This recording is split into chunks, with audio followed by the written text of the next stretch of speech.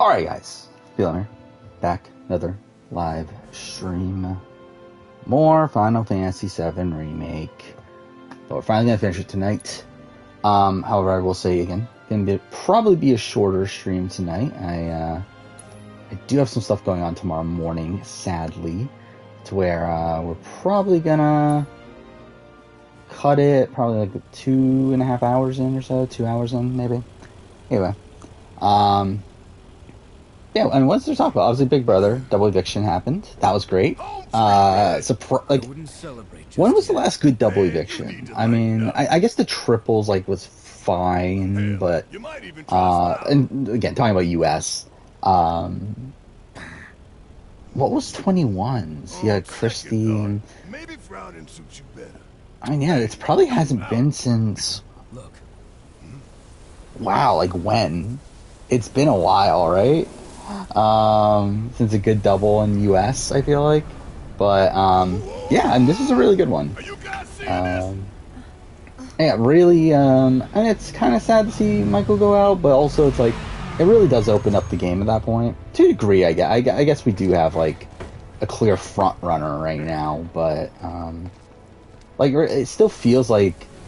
You know, like I feel like Monty and Taylor, both of them could still easily win at this point. Both of them would be satisfying enough outcomes to me, for completely different reasons. I think Monty at this point is the one that's played the best game of the final five, even though again not the greatest in the world, but I think he's played the best technically. And then we have Taylor, which would be a lot really satisfying from a storytelling standpoint. So again, like I think both of them would be fine. I think they're both the most likely outcomes at this point.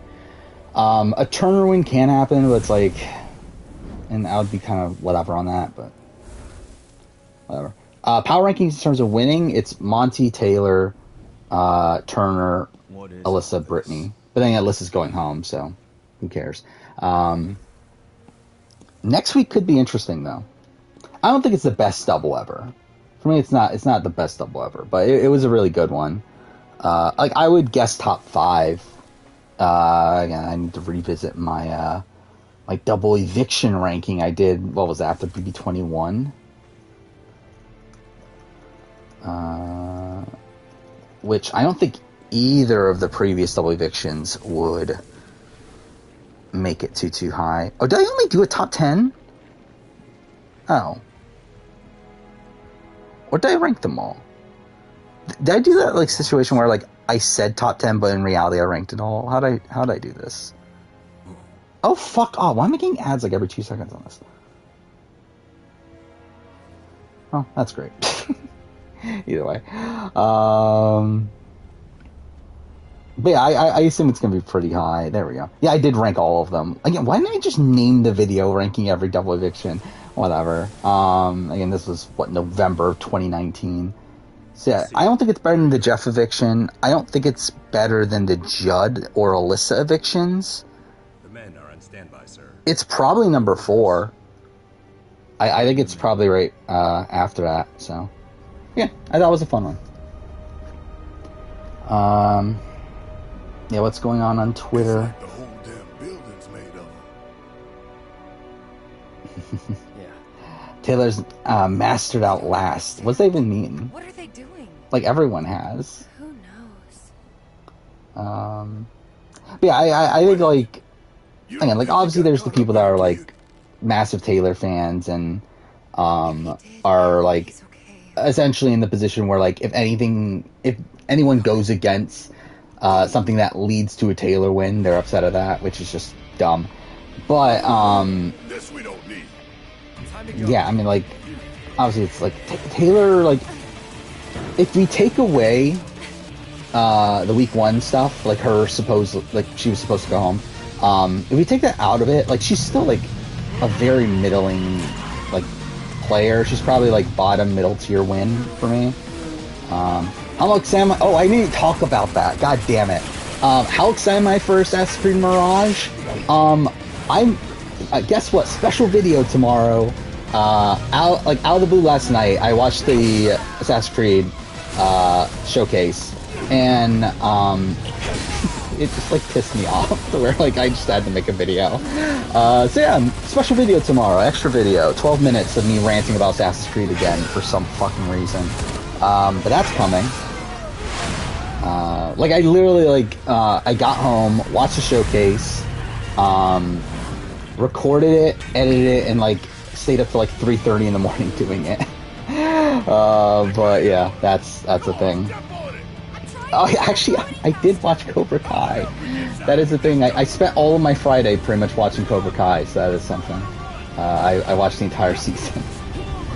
Which I will say, I thought this was a pretty decent season. I think, like, I actually thought there weren't as many points in the season that I was, like, okay, thinking, like, okay, this is just fucking dumb. So, yeah, I thought it was actually an okay season. Yeah, weird. I don't get the Monty not being in the veto thing, because, like, it sounds like it was, like, a genuine thing of, like, okay, he just didn't show up in time, which is, like, when have they cared about that before? Like, I don't get that, but whatever, I guess. Yeah, I don't know if there was, like... Yeah, I genuinely don't know. Yeah, what could have even happened there? I don't know. Ken's in a losing streak on Pokemon? That's a shame. Maybe he should stream something else so he gets more viewers again. Because that Pokemon's the thing that like he streams and like he gets no viewers, right? Taylor for me would be pretty lowly ranked if she won. Because like for me it's like I feel like the biggest like debacle in terms of like where to rank a winner that had been like technically voted out was like the Haley situation in Australian Survivor, where like I still don't even fully properly know where like I will eventually like really rank her in a video and everything. But Taylor is not that. Again, like for me Taylor's like not on that tier of like she played like a really great game outside of this one thing. Outside of that, it's like she played a fine game. Like it's a very like middle of the road game. Oh, I'm about to die. I've not been paying attention to the game at all. Whatever.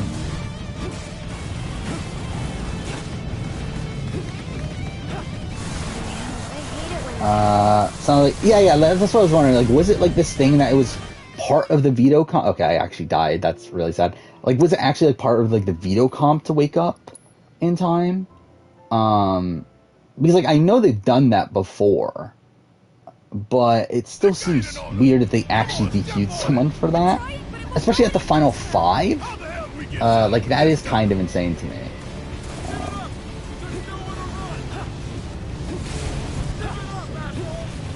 Like, it's so weird they would do that, like, this late into the game. Hottest chick on Cobra Kai. It's like, whatever. What's Ralph Macchio's wife's name?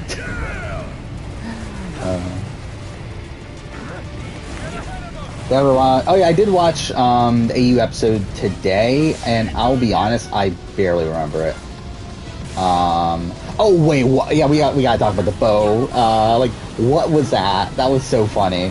That like again, so we obviously knew that like Bo got COVID mid-season. By the way, also, what the fuck are they doing with these like teams sitting out a whole bunch of legs and everything? But still, yeah, like we knew that Bo was gonna be sick from COVID, but like I'm pretty sure we're getting an eventual replacement.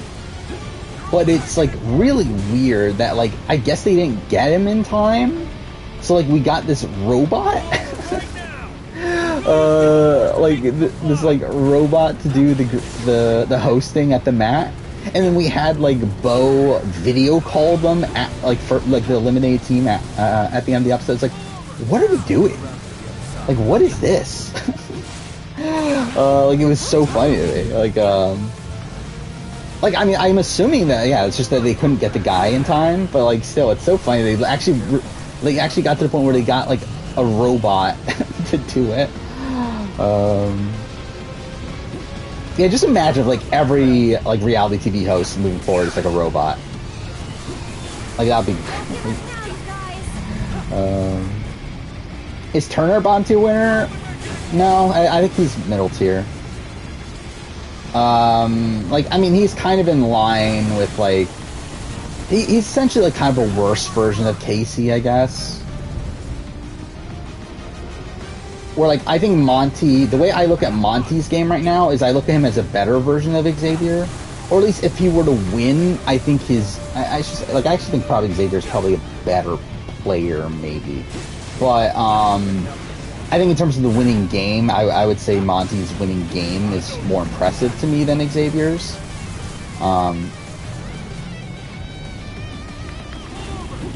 To where like I think Monty would probably be again middle mid-tier or like top mid-tier. Like I think the thing I need to like reconcile with Monty is like how much he got saved during the final 8, where he was more than likely going home if the Kyle stuff didn't get outed. And then like for a lot of the mid game, like he was like kind of like he was kind of on the outs of the leftover, but kind of not. I mean, like he essentially like Kyle and Michael, and this is something I kind of recognize when I've been writing the script. Well, I mean, I'm caught up now, but either way, I've been working on the BB24 review.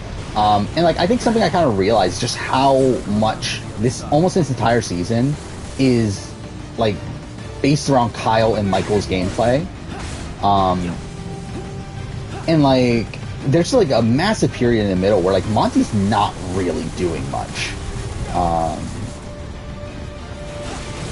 Because like he's just like holding on to the leftovers, and like to be fair, it saves him like quite like I mean, like the fact that he is in this alliance with Michael in positions where Michael had power and thought about taking him out, like that has saved him like quite a bit in the game.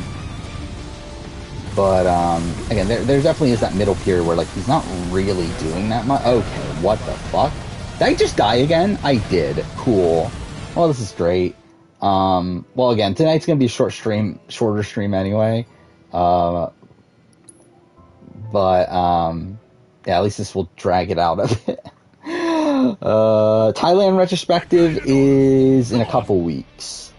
Actually, I've been thinking. Let's see.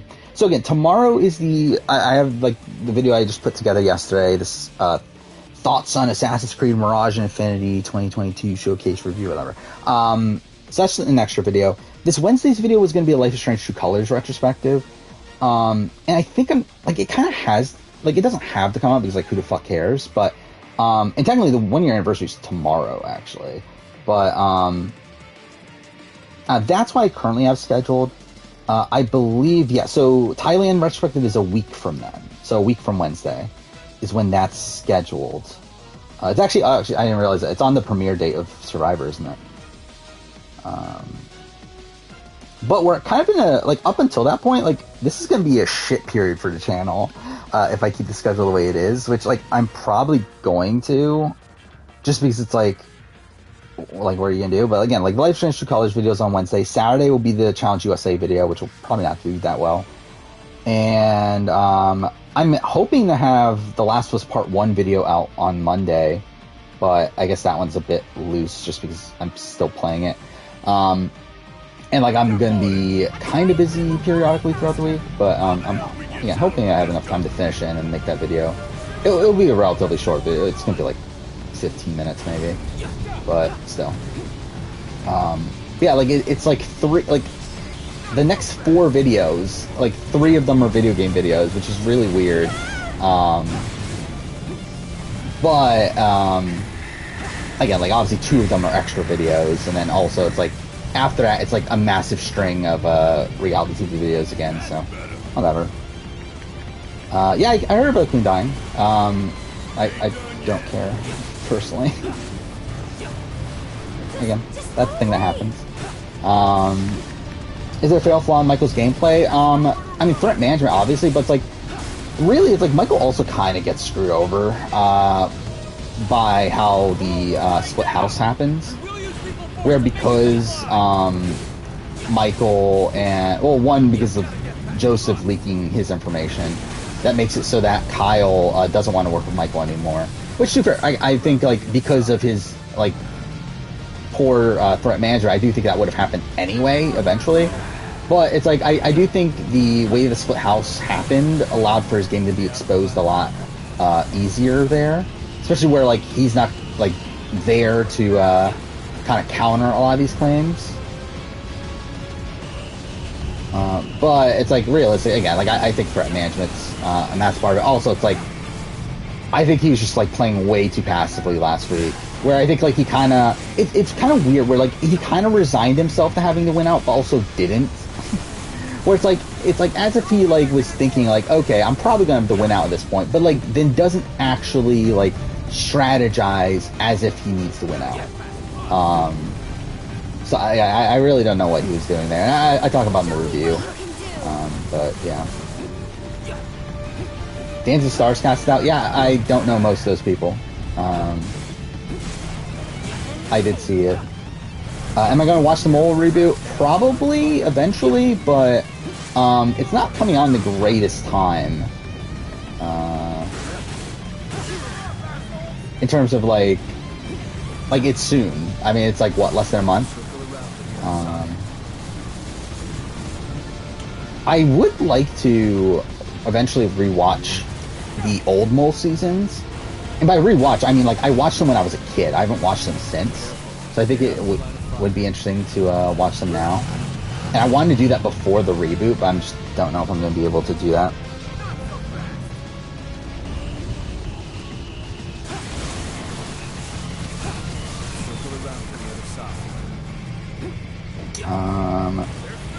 Where would BB24 land on a post-jury ranking? Yeah, I would think, like, middle of the road. Yeah, probably. How am I almost... Wait. How am I dying all the time? Like, I'm, like, not paying attention to the game at all, but still, it's like... I did not remember this section being that difficult.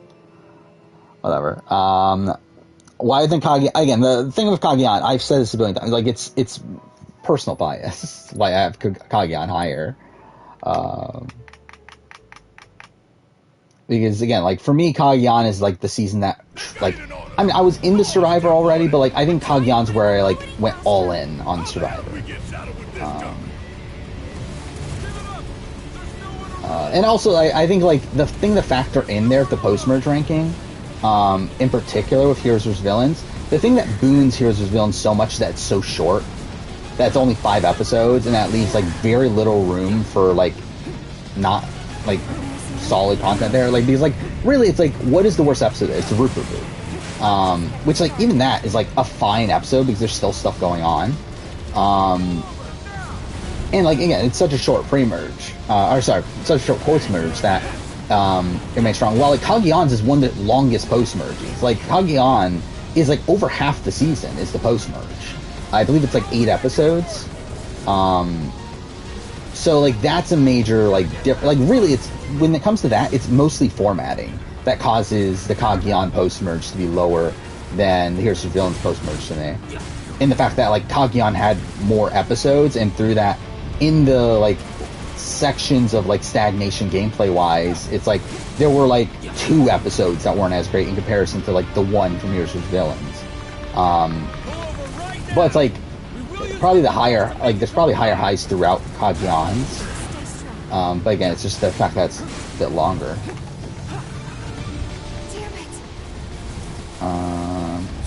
Oh, I forgot about the Hitman. Like, I completely forgot about the Hitman videos. I believe they're scheduled for January. I think that's where they're scheduled. And to be honest, I don't see them coming out sooner than that.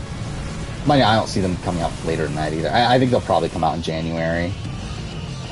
Just because it's like, again, the schedule's really filled up until the end of the year, and then in January, it's not like there's anything that's like that big of a priority to shift things away from those videos coming out. So again, I think they'll come out in January.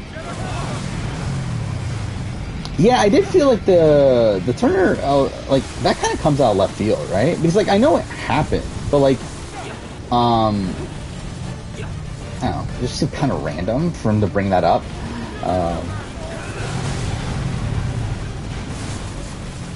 Selma Blair is the biggest name in the cast. I mean, she's definitely one of, right? I think, like, I knew who she was. I knew who Wayne Brady is. I don't remember if I knew anyone else. I probably did at least know 1 or 2 other people, but, like, it's still, it's, like, very, like, meh cast. Again, I'm just really sucking at this though.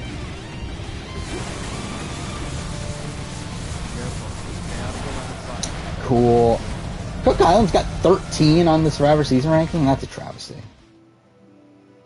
Then again, I know Peridium is a fan of Cook Island, so I wouldn't be surprised if there were like a decent amount of Cook Island fans in that. Any new thoughts on 43? I've listened to, I think, a lot of the video, or a lot of the interviews on RGP. I finished the VII trial. Actually, I think I only need to watch Noelle's, I think, was where I was at. Which I thought Noelle's interview was actually solid. She's definitely like a bigger fan than I think I gave her credit for in my assessment. I still don't necessarily think she's going to do well, but I think there maybe is some upside that I wasn't seeing before with Noelle. Then I listened to all the Coco Tribe interviews, and I don't think my opinion on anyone's really changed there. I'm probably higher on Lindsay after that, I think. But I feel like most of my opinions stayed the same. It's just that, like, again, like Carla, I'm probably like a little bit higher on, but like, I don't know. It's again, like, it's mostly the same. And then I started Baka, but like, I only listened to, who did I listen to? Janine, I know. I feel like there's another person. Ellie. Which, I kind of funny considering Ellie's my word pick. I don't know. Ellie was fine. Kind of what I expected. I still think she'll probably do well. And then Janine's was also kind of what I expected also. I see some, like, Sarah Wilson-esque vibes from her, if I'm being honest.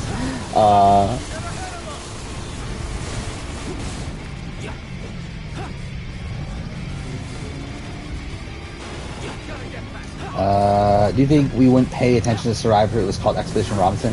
Well, I mean, one, it's a shit name, so it's like, I don't know, I guess it matters, like, does it gain traction with a shit name like that when it started, but like I wouldn't care about what the show is called nowadays. But again, it's more so a factor of, like, does Survivor even become popular if it was called Expedition Robinson in the United States? Oh, what the fuck?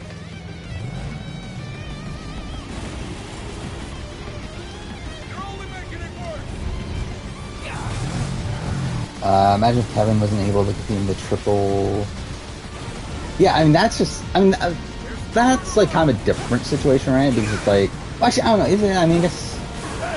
But anyway, I mean, yeah, it is weird. Like, I still don't get, like, what happened with Monty. Like, again, if it's part of the veto comp, then, like, fine, that's fair game, I guess. But if it was, like, literally just, like, this random rule they decided to enforce this one time, like, that's just really weird.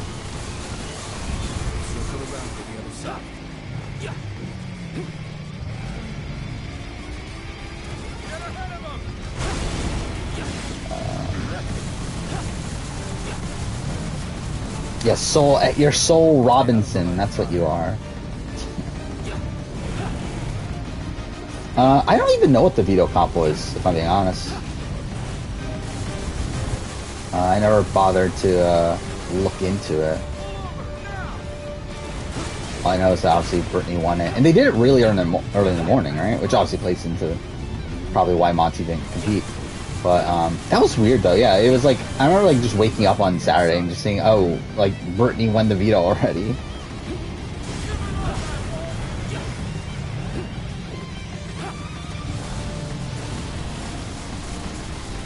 I mean, that, like, maybe it could be a factor, but like I don't think it is. The fact that, like, yeah, this does benefit Taylor. Or at least it makes things more interesting. Like, to be fair, like, Taylor's pretty safe anyway. Are you serious? I actually died at the end here? Okay, cool. Fuck. Okay, that's just kind of annoying.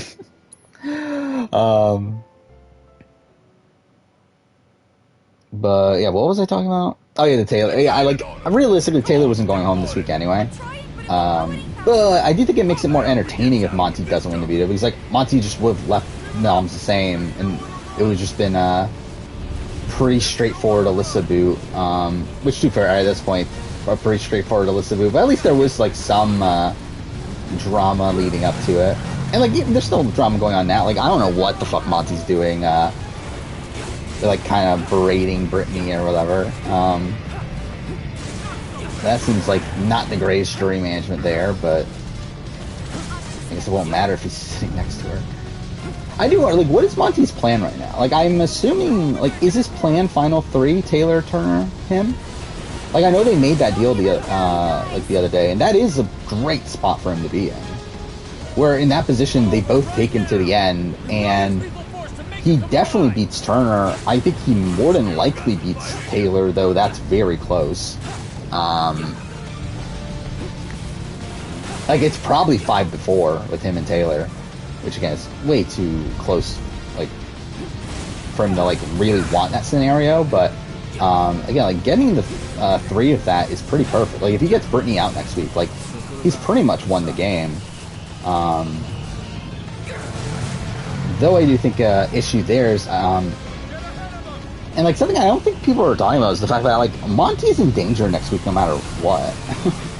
Like because like no matter what, like because like Monty wants to keep Turner in as a shield, which is like a good like plan, especially like because because Turner's also someone that's willing to take him to Final 2 and that sort of thing. Like no matter what, if Turner wins HOH next week, like Monty's like in a pretty like not great spot. Where at that point him or Turner need to win veto, or he's the one that's going to go home. Because at that point, Turner can't be a shield for him because Turner's won HOH. Okay, I died again. God damn it. You made a 37-minute, I assume you mean video on Minecraft Story Mode Season 2? How?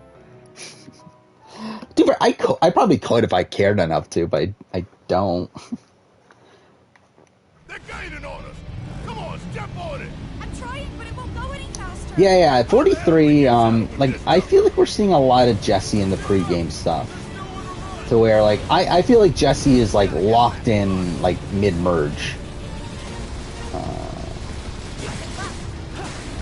But, like, I'm probably feeling, like, less confident that he's winning. Because I feel like someone promoted that much to where they're, like, the focal person in the promotions pre-season. Like, I don't feel like that person wins, ever.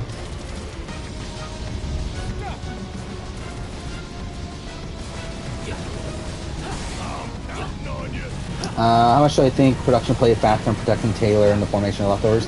Not much. Well, I mean, protecting Taylor, maybe a little bit. Formation of leftovers, like, almost none. If anything, they, like, did things to work against it, and they were just extremely lucky that it happened anyway. But, yeah, like, I think with Taylor, I think something that isn't being talked about Taylor's, like, winning chances, is the fact that, like, everyone is talking about how, like, oh, Taylor's, like, one of the biggest jury threats now, and, like, she has, like, really good jury management. It's like, she doesn't, though. It's like, really, her jury management has been pretty suboptimal, like, especially early on. Like, her jury management of, like, Indy was, like, really terrible. And also her jury management of Jasmine, like, was really terrible. The thing that's helping her is, like, I think the exit press. And, like, I think, like, they talk about how, like, oh, Taylor was poorly treated early on. And, like, them getting questions about, like, how do you feel about Taylor's, like, poor treatment and everything? I think that's what's changing the jury's mind. Where, like, again, Jasmine and Indy did not give a shit about fucking Taylor before their exit press. And then now in their exit press, where they're being called out for, like, their comments about Taylor, like, obviously they are now talking about how much they, like, love Taylor and how they want Taylor to win. Like, I do think that is a major factor here if Taylor does win. I think that is, like, something that is, like, causing her, like, positive outlook in the jury.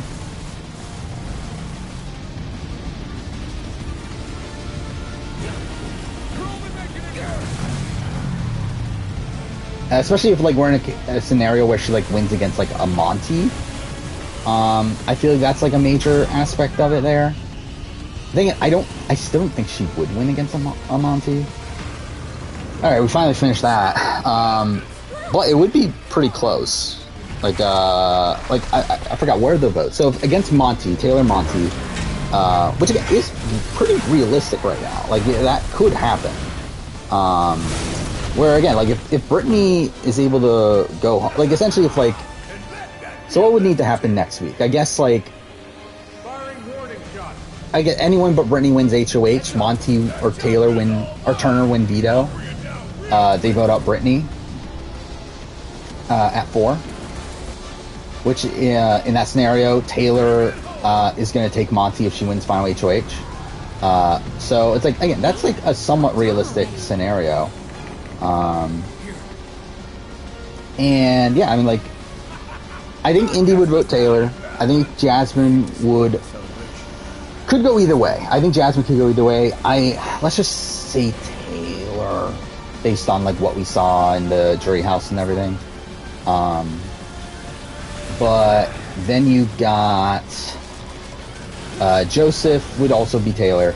But then you got like Kyle, who I think is a Monty vote in that situation. You have Terrence is for sure a Monty vote in that situation.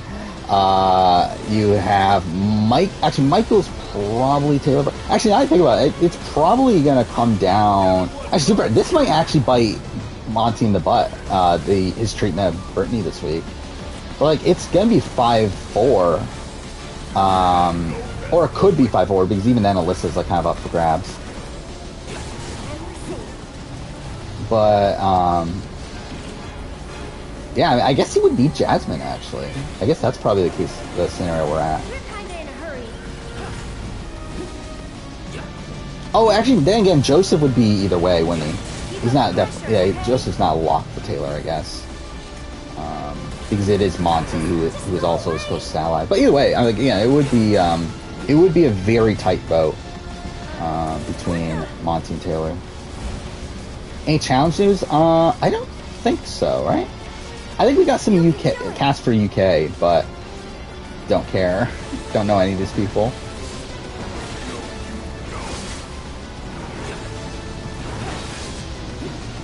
Great post-merge, pre-merge of Australian Spire. Post-merge, it's 2018. Pre-merge, probably 2016? Which is weird because like both of those seasons are seasons that have like middling other halves. I'm just straight up bad at 2016.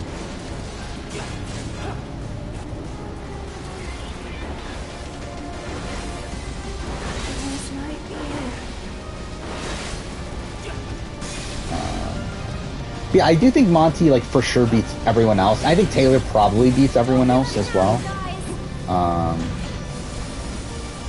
Because I think if it's like Monty and Turner at the end, I think Monty like wins like really handily there. Like I don't know, like what is Indy voting for Turner in that position? Like maybe again she seems to be like anti-Monty for some reason, but like even then, like I think definitely she could vote for Monty still. And like I guess Terrence is like very pro Turner. But is that, and I guess like maybe Kyle, and I guess Alyssa could vote Turner, but like even then, like I don't even think those are going to be locked in, especially because like Turner's like letting Alyssa go here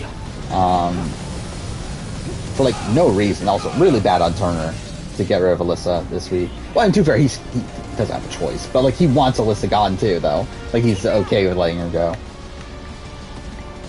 Where Turner rank on the winner ranking? Again, pretty low. I don't have the list in front of me or whatever, but like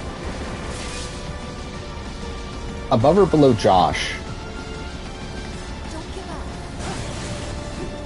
Probably above, but dang it, I have Josh higher than some people, I guess, or at least I think like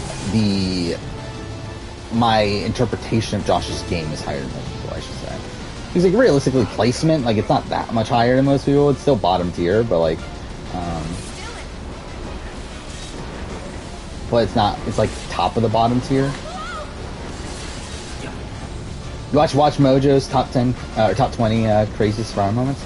I remember I watched that video like a while back, but I don't remember. I think it was that one at least. Like, is it the one that has the fair play on the thumbnail? I think that's one I'm thinking of. But anyway, yeah, I've watched some of them watch Mojo Survivor things, but not in a while. I always find it funny, like, Watch Mojo is like such a what do you call it, like soulless corporation where like they're not pronouncing like any of the names right, which, to be fair, I'm not the greatest at pronouncing names, but like they're not pronouncing like Parvati right, like they pronounce it Parvati or whatever, like the Indian god or whatever, or Hindu god. So that's something.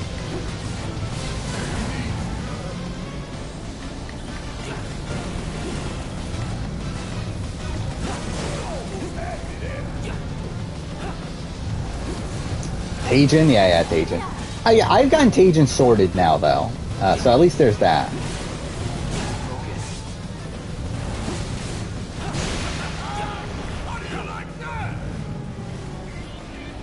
Okay. Is it over? I do hate this section.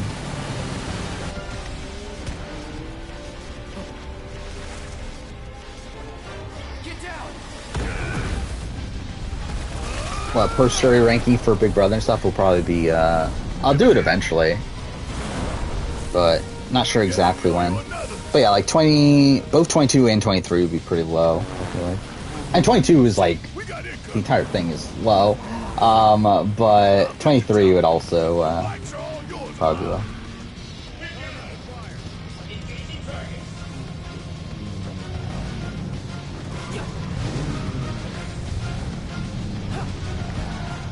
Okay, so I guess this section's not over. God damn it. They had top 10 controversial moments in Global Big Brother. I feel like there's a lot in Global Big Brother. Now, what would be the number one on US? Like, would it be BB15 or like what would it be? I assume it has to be BB15, right? But yeah, like, I feel like when we're going like worldwide, it's like, yeah, there's a lot of like bad shit that's happened on Big Brother.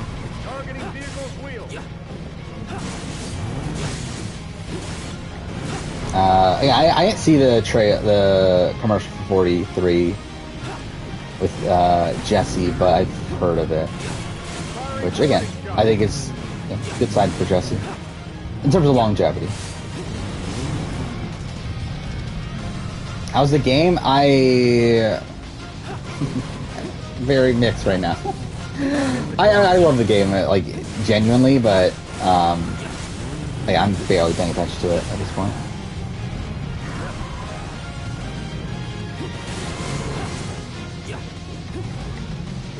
Yeah, there's I don't know if there's I know the turkey slap situation was the thing in BBAU, which, like, the woman was like fine with it, it seemed like, but it's still like bad, obviously.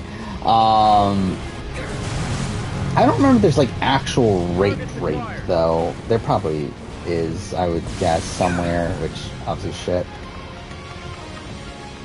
Oh, was it only US, UK, AU? Well, then it's not really global, is it? He's like, I assume that, like, I'm sure there's like some fucked up things that have happened in like Big Brother Germany and like Norway and some of these other random ones. Like, if you like JRPG, like action JRPGs, then like this is definitely one of the best ones out there.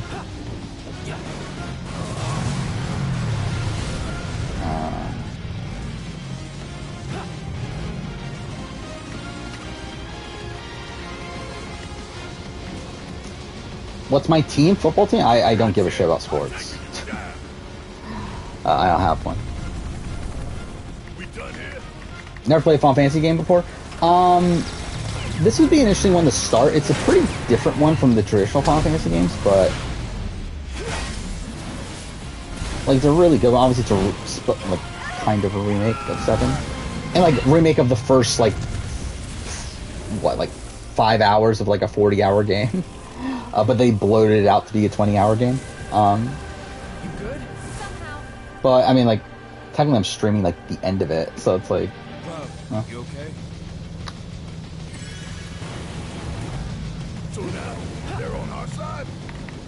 The Whispers intervene, not to defend us, but to preserve the flow of destiny. okay, seems like my internet is kind of shit right now. But let's try to get that sorted. Whatever. Oh fuck! We didn't even do the boss yet. Oh no. Fuck me. Says the 300-pound sack of Hey!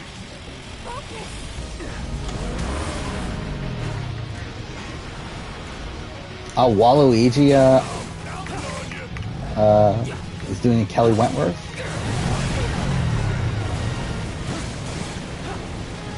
This should make you stronger. Shake it off, okay? Hang in there, okay? Finish him off. Brittany wins HOH and Monty wins Veto, who I think he votes out. Ooh, that's a tough one, because obviously it's between Turner and Taylor at that point. I think he should vote out Taylor. Who will he vote out? I think that's... Stay strong. I'm not 100%. Like, I think from his point of view, I think he thinks that Turner is a bigger threat than Taylor. Which he's wrong. But that's the vibe I get. So, like, I would not be surprised if he votes out Turner in that spot. But again, realistically, he should be trying to get rid of Brittany. Calm down already. But again, like, yeah, Brittany wins one of the comps, then there's nothing he can do. No need to. Dude, fair, if he doesn't win, or if Turner wins HOH and Brittany wins Veto, he's done. And even if that doesn't happen, like, there's even still a chance that he's done there. Like, as of right now, she would vote out Turner over Monty, but, Show me what you can do. yeah, I mean, like, things can change. Keep it up.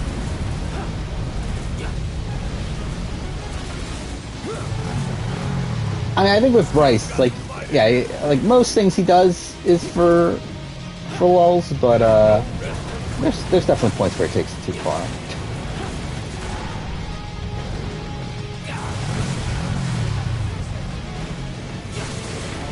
Don't give up now. Have you ever thought of the scenario where someone gives up immunity at trial? Oh, yeah, I've done that, yeah.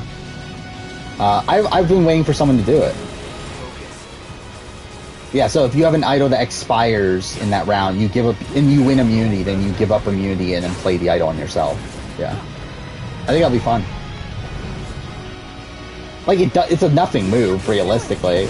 Like, really all it is like giving you a bit of time to gauge... Well, actually, but no, but if I was expiring, it doesn't matter. So yeah, I mean, like, it really is a nothing move, but it would be fun for someone to do. I think the more interesting spot is giving up your immunity when you have an idol, and then using that to gauge whether or not you need to play the idol on yourself. Which I thought about that scenario as well, though I think that doesn't make as much sense to do, as obviously that's a lot of danger to put yourself in for, like, no reason. What do you think production absolutely dislikes this season? Who do they, like, I mean, like, I think they're annoyed with Alyssa. I mean, they're, like, obviously annoyed with Michael and Brittany, for the Kyle situation.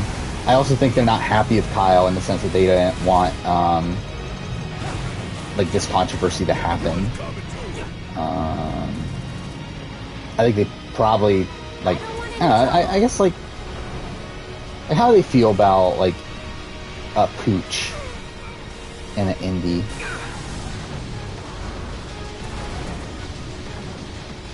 Are there any people that were backdoored during a double and were able to sway votes to stay? I don't believe so.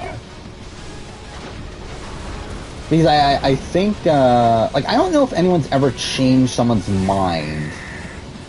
In terms of, like, you were going to go home and then you convinced someone to not take you out, Like, I don't know if that's ever happened. It's not top of mind.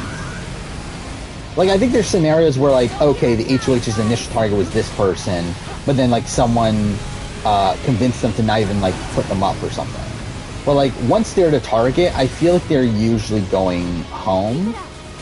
Don't give up now, you guys. But I could be wrong. Exactly, I'm not running through, like, every scenario.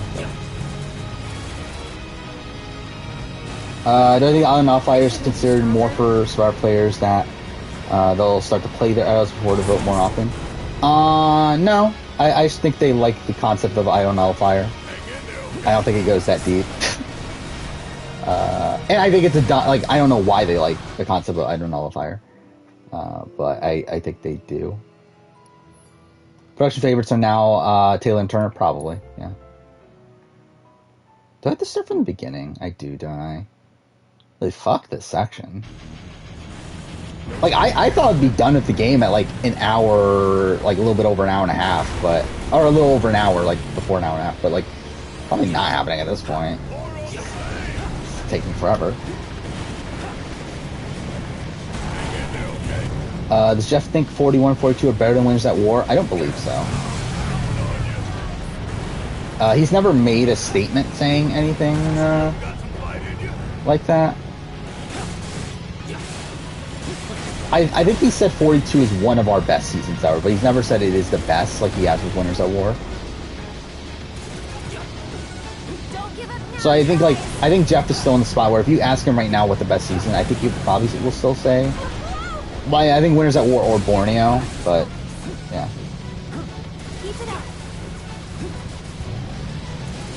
Michael made the mistake of keeping both Turner and Monty. I think is the big distinction. Because, like, if he got rid of one of Turner or Monty, and actually really, I think really Monty was the one to get rid of. In terms of, like, because, like, Turner's a person that, like, once the gentleman's agree, to be fair, gentleman's agreement wasn't gonna happen anyway, but, like, again, like, Turner was, like, someone that was, like, a bit passive there, and, like, him not really wanting to go through with the Michael backdoor. And, like, it was Monty that, like, had to, like, tell him, like, hey, we gotta do this. So it's, like, in terms of that, it's, like, it actually is kind of better for Turner to be around than Monty. Or just Turner's the not as good player.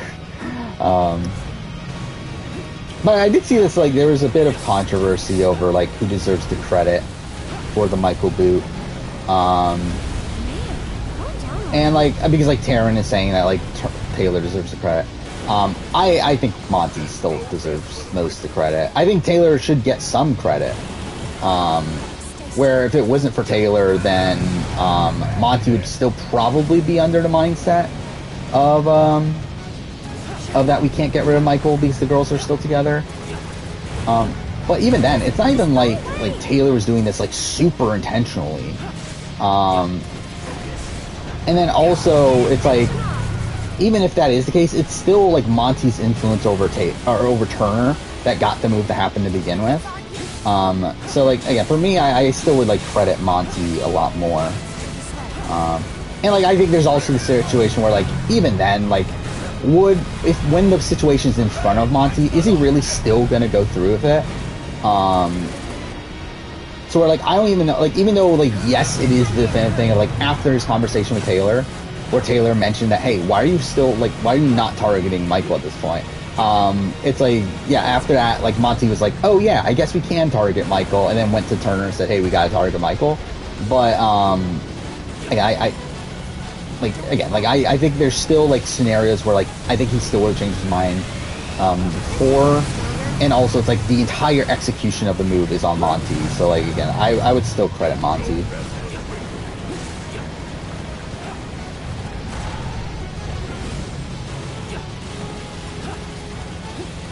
Yeah, Mark is a better winner than Marianne. It's not really that close. Yeah, Kevin's probably the better, like, out of all the shows, yeah, Kevin's probably the highest ranked, relatively, of any of the winners this year. BB24 is not going to beat that, so. I should have used Redemption Island for the France deal. Oh yeah, watch Genius Netherlands be top tier. I'm assuming it's gonna be shit, but I'm still gonna try to watch it. Problem is that I can't watch it live, right?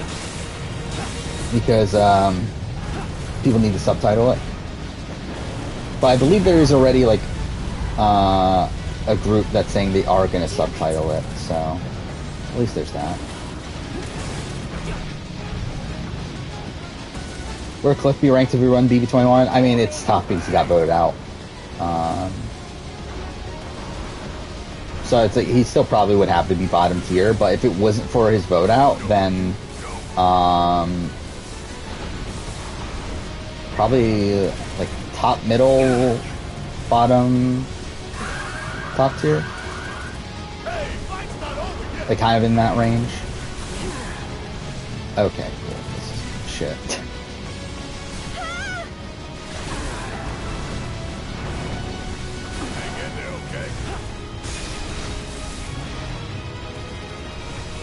More desire for 44 and 43. Again, like I can get it. Like it seems like the stuff that we've heard seems to be more hype for 44 than 43. But I still really like this cast, so I'm still excited for 43. Don't give up now, you guys. Okay, I'm about to die again. Oh, I forgot you could do that. Okay, that's just me being an idiot. I could have done that the entire time. God damn it. How do you think Cliff would do in a return? I mean, like, probably fine. I'm not expecting to do, like, ridiculously well. I think he'll probably play the exact same. I think the problem with Cliff is the fact that he is, like, an older guy that isn't that physical. And through that, like, in the end game, it's like he's kind of useless in competitions. So it's like he's going to have to like perfectly set himself up in the way that like Kevin did in order to probably even just win the game. And like even then, like I just don't know how Cliff doesn't come off as like it's like I think Cliff is like one of these people that like if he makes it far, he's either a complete goat and through that can never win, or he is the biggest jury threat on the board and through that no one's going to take him to the end.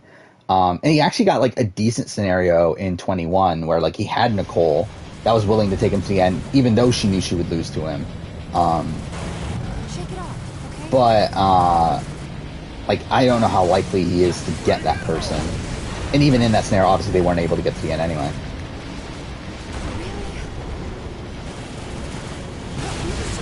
What's surprised I put 42 Postmer so high? I don't even remember where I put it. It was, like, in the middle, right?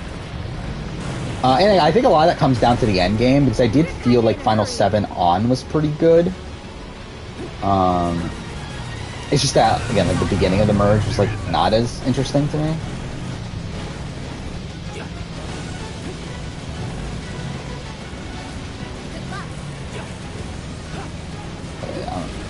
That didn't do anything. I'm an idiot. What's my favorite video on my channel? I don't know. There's certain videos I watch. Like a lot of them are video game videos that I watch personally.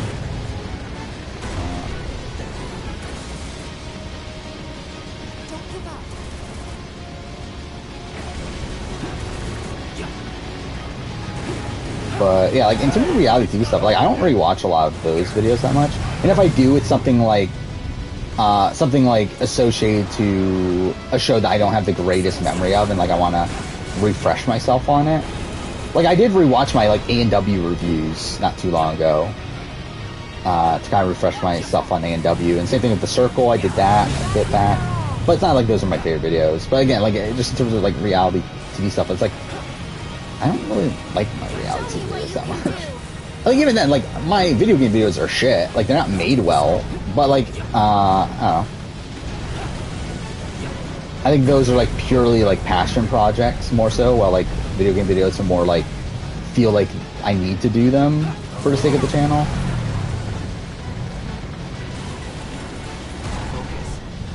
But I do really like the Walking Dead video that's coming out soon, or not soon, like 2 months from now.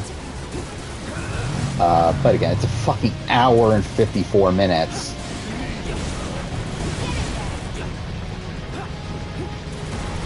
Oh, the biggest party one? Awesome.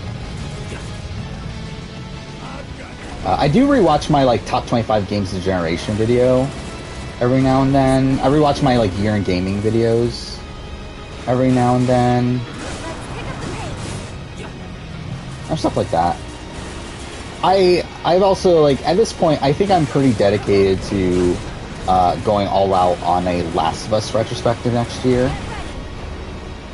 Where, so I made one, like, right before Part 2 came out, which was, like, in the old, like, kind of format of video where, like, I didn't go, like, super in-depth or anything.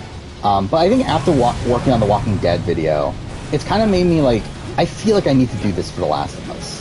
Like, I need to go, like, literally super in-depth, go scene by scene, like, run through everything. It's like, I feel like I need to do that for The Last of Us. So I'm probably going to do that next year, because it's the 10-year anniversary. The question I have is, like, what footage do I use? I've been debating that, because, like, something that's kind of annoying is that I don't have 1080 footage of Last of Us 1. However, I am playing The Last of Us Part 1 right now, and doing everything in that. And that's in 1080, so it's like I can use that footage. But if I were to use like the original game footage for that retrospective, I'll have to replay the entirety of the first game again and do it in the way that I'm playing the remake, and like that's gonna be kind of annoying to do right after I played the remake. So like I'm not really looking forward to that necessarily. So I don't know. I'm debating on like should I just use the remake footage or like do I bother to go back and play the original again, but I've been enjoying the remake a lot. I actually wish I was playing that right now instead of this. I don't know, it's like I feel like the remake is made for me. I think at the end of the day, like, and again, I'll talk about this in the video whenever I get around to making it, but like for me, I feel like the remake has two like very different audiences, where it's either for people who have never played the game before, and want to experience it for the first time. Or it's made for people like me that are like massive fans of the original game and like know the original game in and out, not just like from a narrative perspective, but like actually from a game perspective and how the game is made, how the AI works, and like all that sort of stuff. And through that, just playing the remake, it's like it's just a vastly different game. Like while it's everything is the same, but it's like because the AI is different, because like. It's like a lot of like, because like obviously the gameplay is like essentially part 2ified in terms of how the weapons control and everything. It's essentially a different game, like especially from like a speedrun standpoint. If I do get around to speedrunning it, like it's a very different speedrun than it is from the first game. And like those are things that I can like point out and like I can recognize with that I feel like most people wouldn't be able to. And also I think even outside of that, it's like the facial animations are like really insane, to where I think it's like from like a cinematic standpoint, it's probably one of the best looking games ever seen in the sense that you can like see the emotions on all these people's faces. Like it feels like they're like actual actors, and also just the attention to the detail is really great. Again, it's definitely not like, again, $70 is steep, and like I fully get why people don't want to spend $70. But like to talk about this as if like it's just like a half-assed thing that they put together to make money. It's like, again, they clearly cared about like how they put the remake together here. What's the video right after Thailand retrospective? It's a what if video. Oh fuck, I'm about to die again. I forgot which one. I think it's juror removal. I think it's what if every season had juror removal. And then not too long after that will be what if every player was on the jury. Those are the two what if videos coming up soon. And then after that is the Big Brother videos. So BB24 review and player ranking. And I think right after that will be the merge videos. So ranking every merge episode and ranking every merge tribal.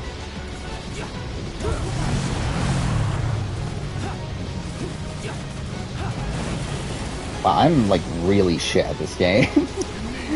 24-23 pre-jury. Probably 24. I think week like the Frenchie week I think is like essentially on par with the like I should say Frenchie HOH was like kind of on par with the leftovers formation week. But then, like, I feel like everything else was better BB24 than 23. Well, I think what was, like, great about 23 is that I felt like it was all setting itself up for, like, an interesting game moving forward, but then that game just never happened because the cookout took precedent. Okay, cool. I died again. I think, is that going to be the 400th video? Oh yeah, it is. It is going to be the 400th video. I forgot because it was actually going to be the BB24 review until I made the Assassin's Creed video. But yeah, so I guess it's the What If video now, which actually I would rather it be the 24 review, but whatever. Oh fuck. I still can't believe I made that fucking Assassin's Creed video. Well, whatever. It's a thing that happened. Like, it was purely like me, like, I watched the event and I was like, oh, fuck Assassin's Creed. I really don't care, but, like, I obviously care enough to make a video, but, like, I don't care. So I had to make a video essentially, like, talking about how much I don't care, which, like, by making the video it shows that I do care. I don't know. Anyway, yeah, fuck Assassin's Creed. Mind you, I will say that, like, most things about Mirage do sound good. I just have, like, no faith in Ubisoft to actually make it good. And also, it's like there's major red flags even within all that. So where, like, I still think Mirage is probably going to be shit. I will say I did pre-order Mirage, though.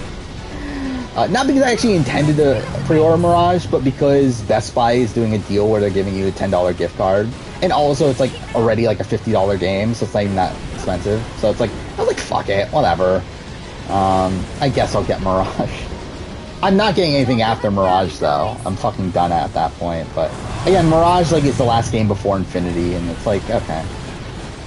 I have no interest in Codename Red, though, which is the next game after that, which is the feudal Japan open-world RPG made by fucking Ubisoft Quebec. It's like, I'm good. I don't need a fucking Ubisoft Quebec feudal Japan game.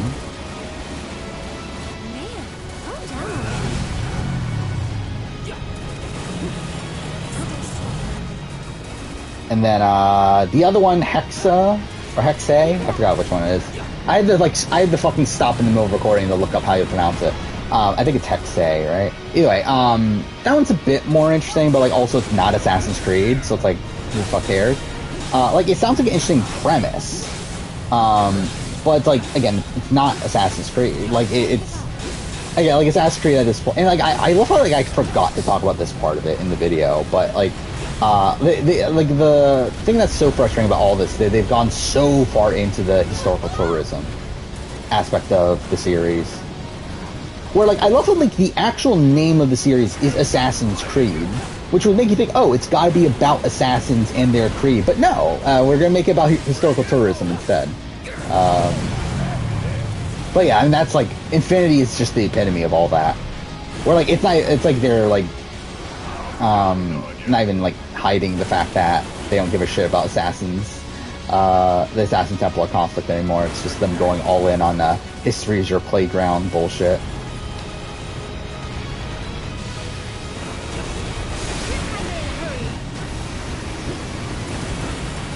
How's Steve done in BB23? I mean, yeah, he's probably gone early. I don't know if he's first boot. Then again, like, does he have connections there? I guess he has Steve Vaughn, right? But yeah, I don't think he has that many connections on that cast, so I wouldn't expect him to do well.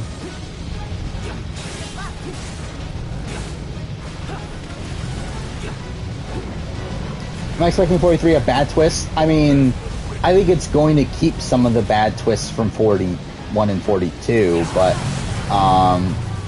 yeah, like, but we know, like, the big bad ones in terms of, like, the Hourglass and Do or Die are gone. The question is whether they replace them with. And do I have faith in Survivor Production to replace them with something good? Not really. But hopefully it'll be okay. We'll see. Will I watch Survivor Quebec if it's subtitled? Probably eventually, but, like, I don't think it's ever a thing that I would probably cover. outside of like maybe like a one video style thing, but like I'm not gonna do like a review of it or something like that.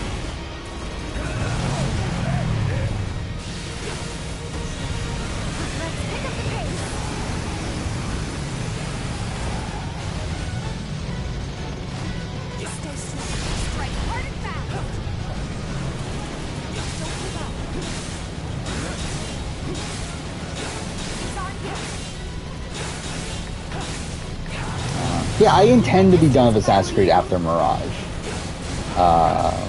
And dude, I'm like, still like done.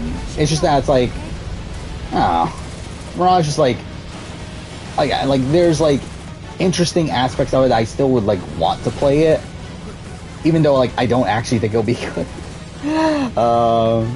It's also made in the Valhalla engine and was supposed to be Valhalla DLC, so it's like it's also a bad sign. But again, like, don't really have much interest moving forward. This should make you stronger. Where's BB11 on pre-jury ranking? Probably middle of the road. It's like, it's a interesting one, like, drama-wise, but like, there's not much, like, gameplay going on. Keep it up. So I think that probably leaves it, like, around the middle. Hey, fight's not over yet. Teletubbies is coming to Netflix? Well, that's something.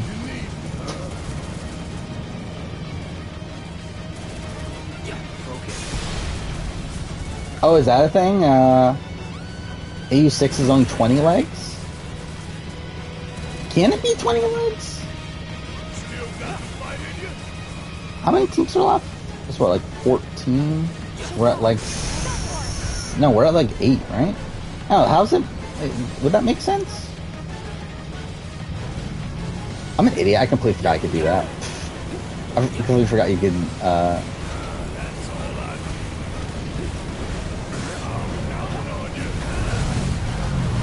If I die here again, I'm gonna be like really annoyed. I am, aren't I?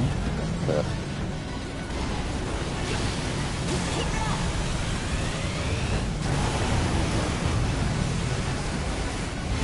Show me what you can do. You're kinda in a hurry.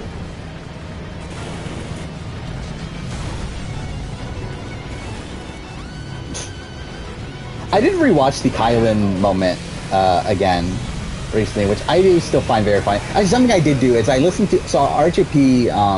Kylan was on RGP like a week or two ago. I was listening to that podcast, and like Kylan actually comes off as normal in that podcast, which like reminded me of like how like much of a lunatic he was during the during his eviction. So I did rewatch that. That was funny.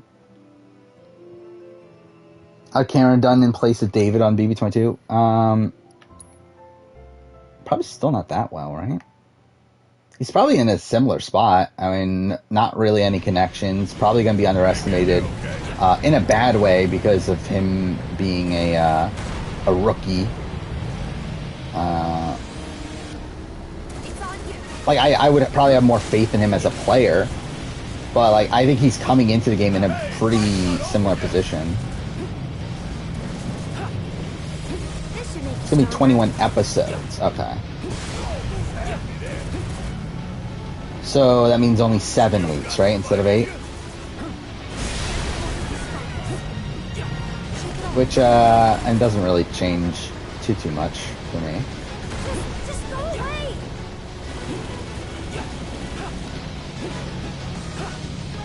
Oh yeah, I saw a trailer for Barbarian. Didn't know if it was actually gonna be good or not, though. Let's pick up the pace. Kylan's playing Pokemon too?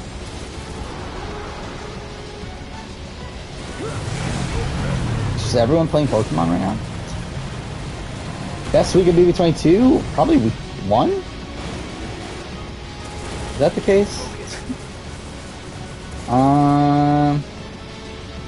It probably is week 1.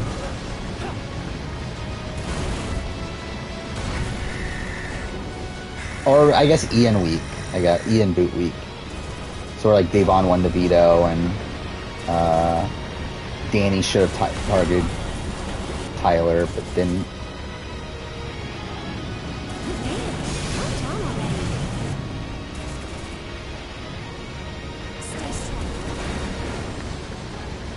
Oh yeah, BB20, Celebrity War 3 definitely happened this year. That was a thing. I look at like, yeah, like no one talks about Celebrity War 3 at this point. Outside of like the, like bashing on Todrick here and there, it's like, again, no one's talking about Celebrity War 3 at this point.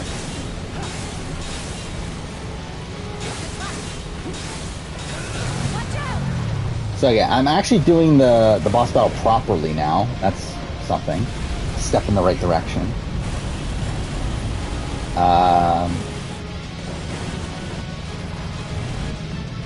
Have I? No, I have not watched. When it comes to Peridium, I have not watched the video Peridiums in years, essentially. Where again, like the last time I watched the Peridium video was when I was doing my prep for my Final Tribal Council videos, and I watched some of his Final Tribal Council videos. So I watched those, and like before that, I hadn't watched a Peridium video since I started the channel, essentially.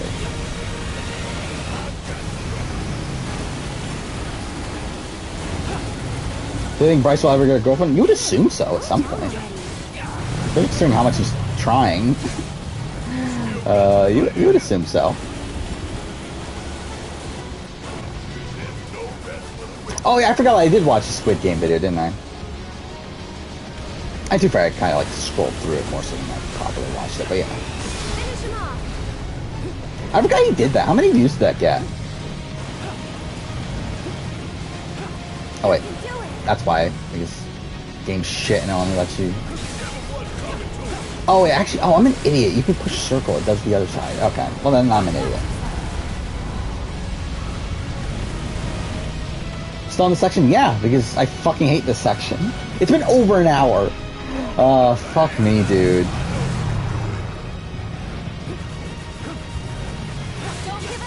Again, that's what I get for like not paying attention, is that I'm literally like remembering the fucking motorcycle controls now. I completely forgot you can like slash the other way. Like that makes this so much easier. There we go. Alright, I should be done this time. 48,000 Squid Game? That's actually not that much. Yeah, you would think you would have gotten more views on that. Which I guess is like really like how many people are that interested in that video, but like yeah, interesting to see how that. Okay, that was shit. No. Don't give up. I have not listened to any of the essay deep dives yet. I'm probably not going to listen to any of them outside of Dino's. But I have not listened to them yet. I'm like just catching up on 24 and then listening to the 43 interviews has taken up all my like podcasting time. Does Mary want to come back? I would assume she would, but like I don't know for sure.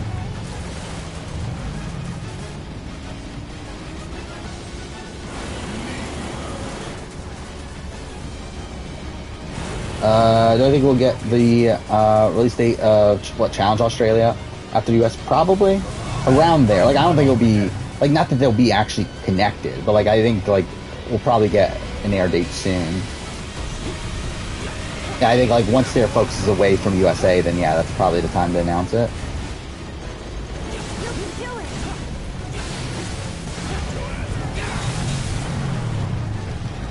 Alright, we should have it this time. There we go. Fuck that. That should not have taken an hour and 15 minutes. Does Mary win if it's a final 3? Yes. I'm pretty confident in that.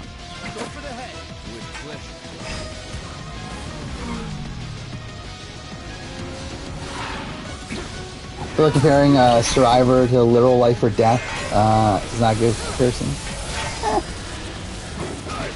I mean, a game's a game.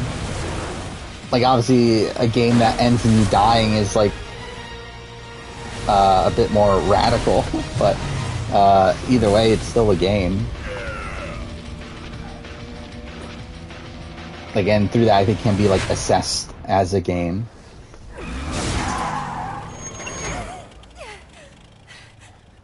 am I interested in seeing how Jesse Tannenbaum casts his first returnee season of Survivor?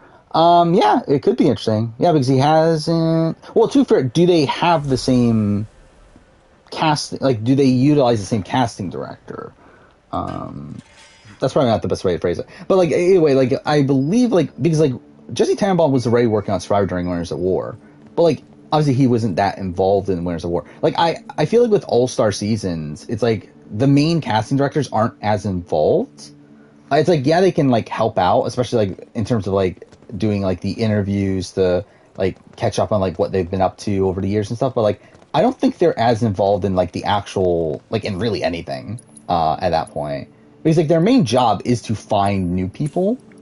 Like where like when it comes to like who returns for a returnee season, that sort of thing, like that's mostly up to CBS and production more so than it is casting. To where again, like I don't think casting like has much of a say from that. It's more so like CBS and Jeff Probst telling them who to call, and then they go from there. Do I bother upgrading anything? It's like 2 months. I don't really care that much. Yeah, we can't even afford anything too good anyway. All right, whatever.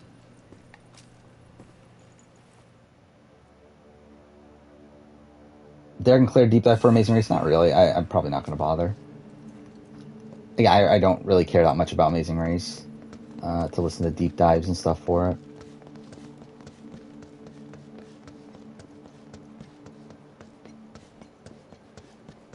Wait, is this the right way? It is, right? Yeah, okay, there we go.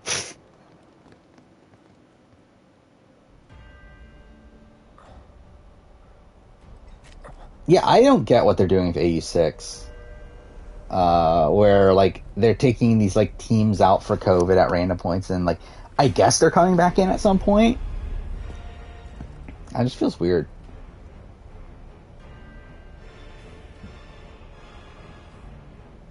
Okay, asshole, let's... Cameron's a good story for return. I mean, I think he did no matter what, just in the sense that he was just, like, big fan of the game that got taken out night one.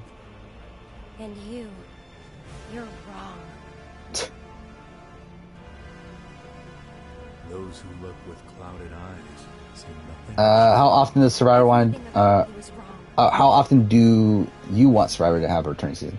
I think probably every 6 seasons All born are bound to her. or so. Should this world Like realistic, I think like every 5 would make sense, but like with Survivor's schedule Won't end today. For you. of doing 2 seasons at a time, I would say like You will. I think one returnee season every 3 cycles. I think is probably how I would do it. listen? Like moving forward, I think like what I would plan out is like 46 be All-Stars, or like second chance realistically, like returning season. 50 be like this legend season, and then probably not have another one until at least 55 is probably how I'll approach it.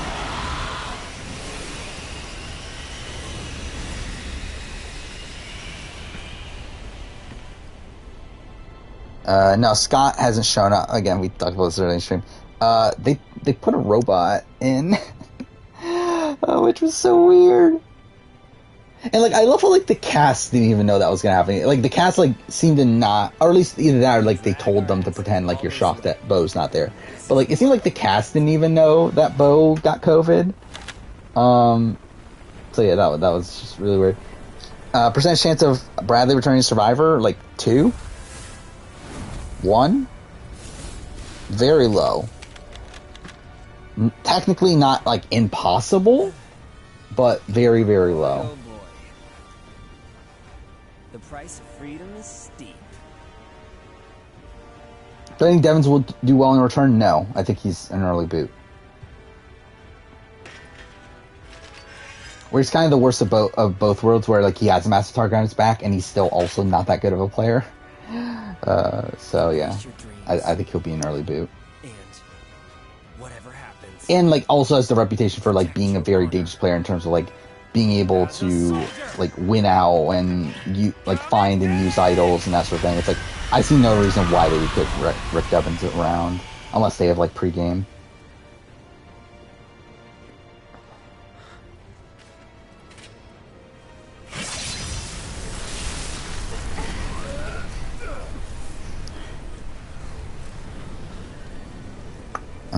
Surprised Mike Bloom mentioned Bradley in his Tribe preview. Did he? When did he mention Bradley? Or like, I mean, I don't know if it's for Rasabaka, but did he mention before that? I do love like that's something that he did point out that I actually didn't think of is that a lot of people are talking about Micronesia and David vs. Goliath, which were the two seasons that were on Netflix at the time the season filmed. So that is interesting.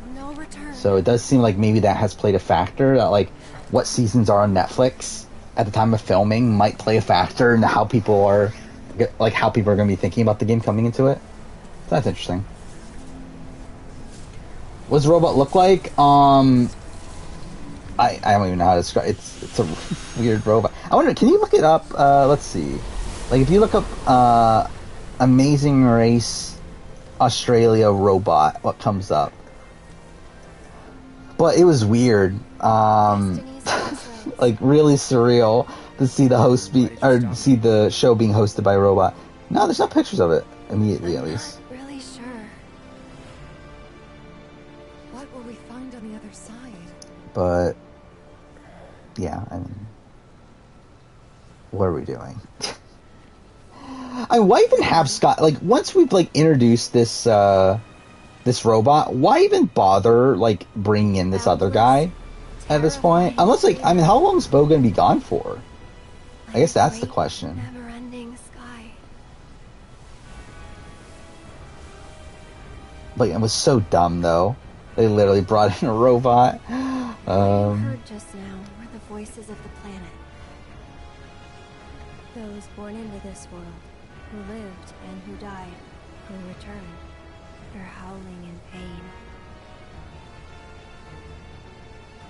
Yeah, I do. Actually, by the way, yeah, there has been. So it does turn out that a lot of the people have watched BB Can this season, BB Can 6 coming in this season, because someone told them to.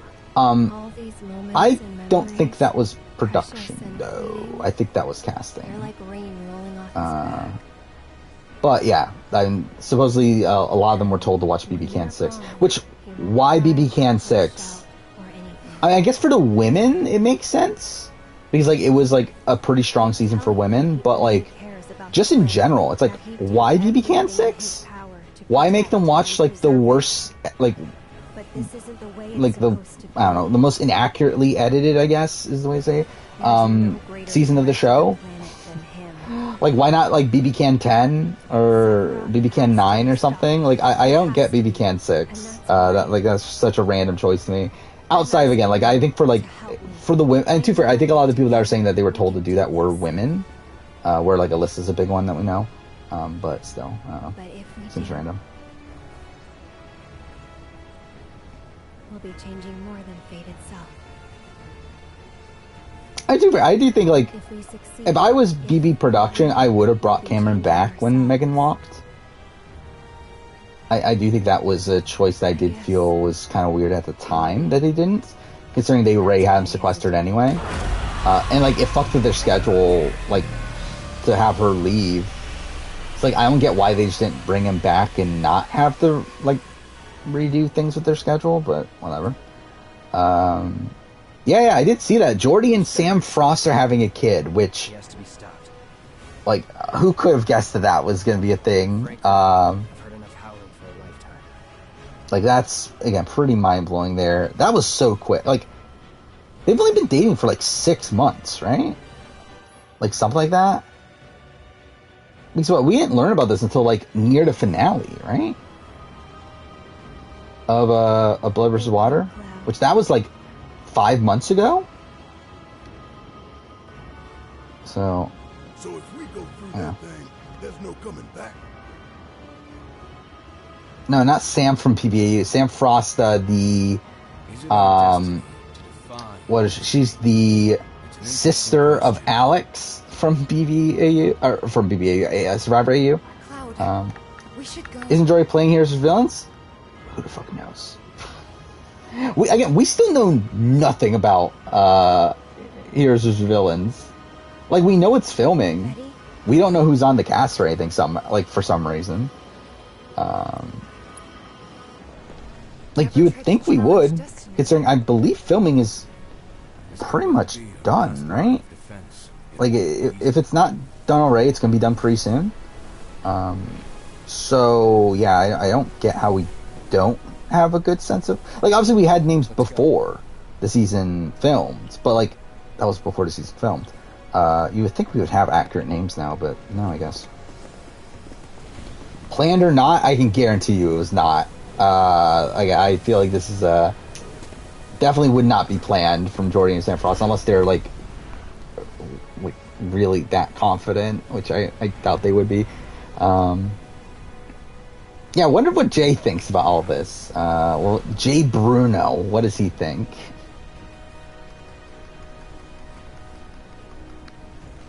Wouldn't be the first time I spent. What is this? Whether you can Yeah, it was kind of like this, just not with the change that she's always trying to have. with the food thing. Yeah, it was like a similar style of robot. Fairplay should be on. I don't... Like, I feel like, again, if Fairplay was on, I feel like we would know. Like, I feel like that would definitely get leaked. But, yeah, we don't.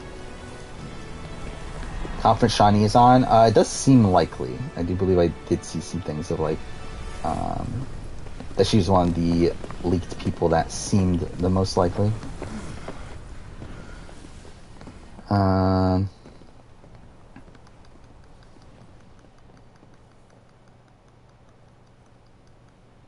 There's a speculated AU tribe layout in terms of what... Like, I remember, like, seeing what the supposed tribe breakdowns were from before, but, like, is this something more recent?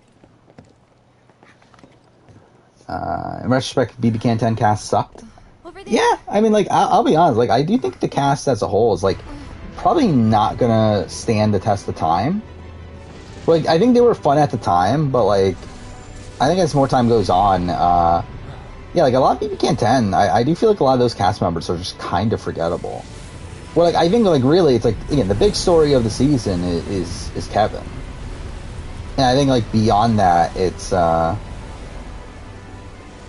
you obviously have, like, Betty, who's a great character, and, like, the arc of Josh is really great.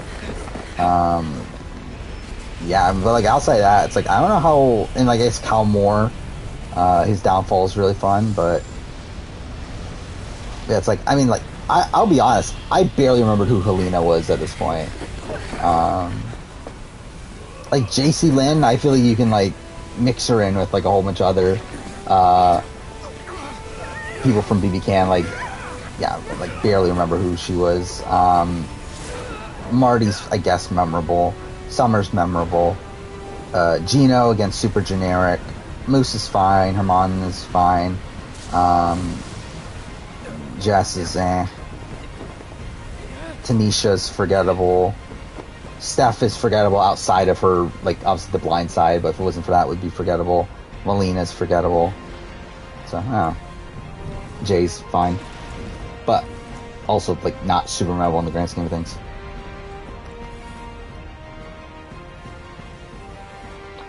Yeah, like, I like Herman and Moose, however, I feel like, it doesn't feel like they're gonna stand the test of time, in my eyes.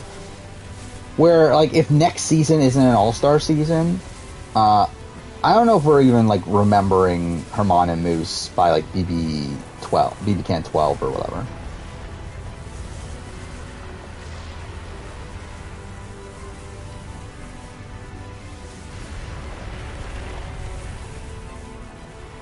Forgot about Summer and Todd next year. Too, I kind of forgot about Summer and Todd. I was looking at the cast. I was like, oh yeah, Summer was pretty fun.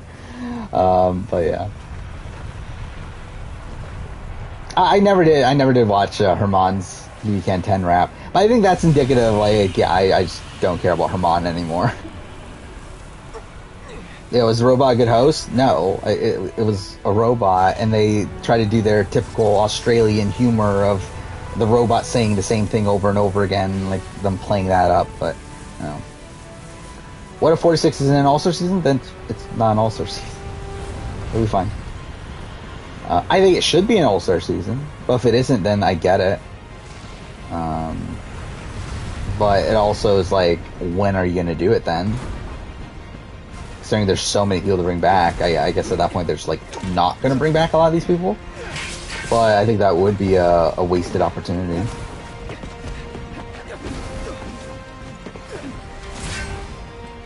So I think it's fair to do night one evictions on returning seasons. Fair? Yes. To a degree, yes and no. It's like I think it matters how much pregame went on.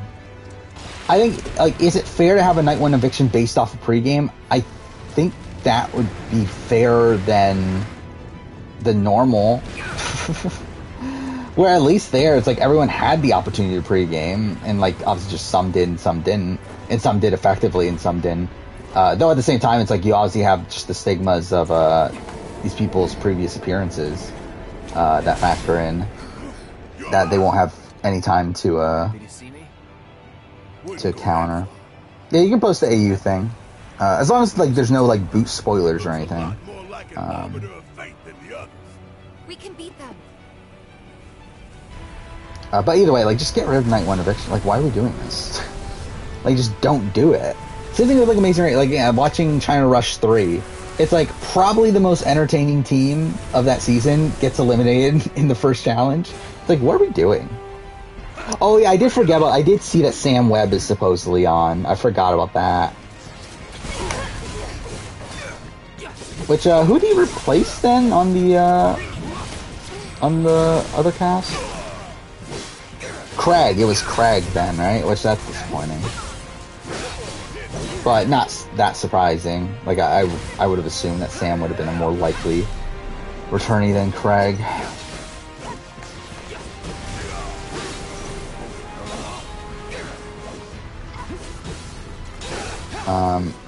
Yeah, so Haley is a hero to them. That's something. Nina is a hero. Wait, so who are the female villains then? Again, just in general, like, I don't think there are that many villains, female villains in Australian Survivor. So, like, I don't get who they're gonna get for that. Just go. Yeah, so who are the other two women? So Christy and someone else aren't on, which, again, like, I believe Christy was already, like, not looking likely because she had, social media activity, like, very early on. And Jenna, it was Jenna, right? Which, like, who the fuck gives a shit about Jenna?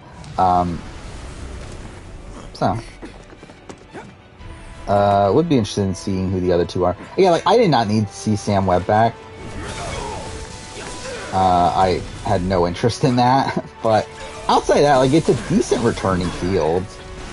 It's just like, why are we doing it for a half and half Heroes of Villain season?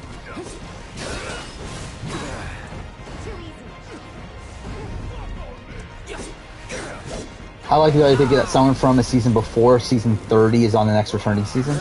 I think it's likely.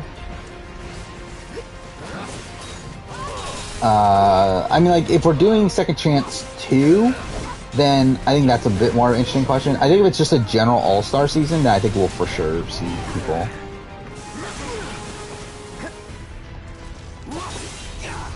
Like, at least someone that, like, originally played before 30. Wait, I see Craig or Sam? Craig. It's not even close. Damn it! We gotta get out of here now. Brad or Bradley? Probably Bradley. But neither. Like, none of them are coming back.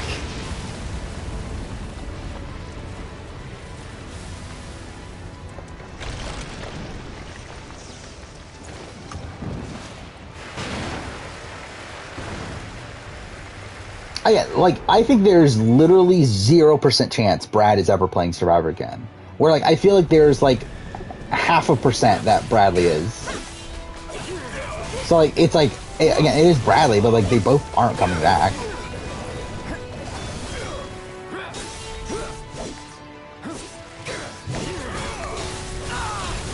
Again, who the fuck is Brad? Like I don't think production gives a shit about Brad.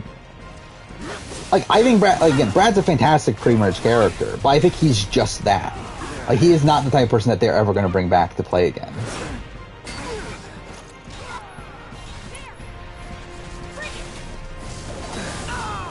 Okay, well that's shit. I mean, why do I think there's 0% chance? Why do you think there is any chance? I think that's the question for me. Like, I don't know why anyone would think that Brad is going to come back to play again. Like, when has someone in Brad's, like, archetype ever come back? Like, a pre-merge, like, kooky character sort of guy, come back to play again?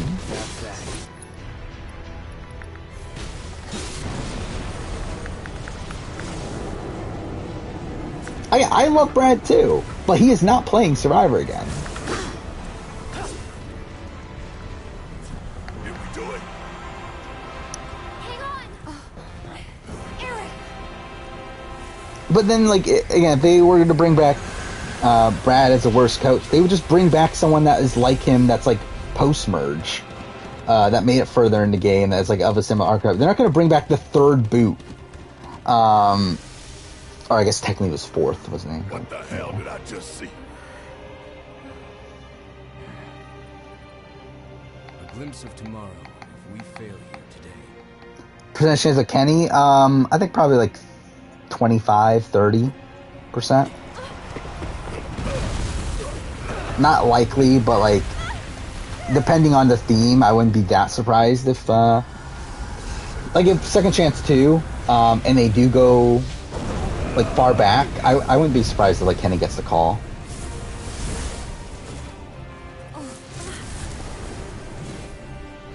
Sort of Trainwreck Island. Again, that would be fun. Not gonna do it, but it would be fun. The big one is way over there. However, These guys are right here. Breaking your heart, yeah. What new era finalists have a chance?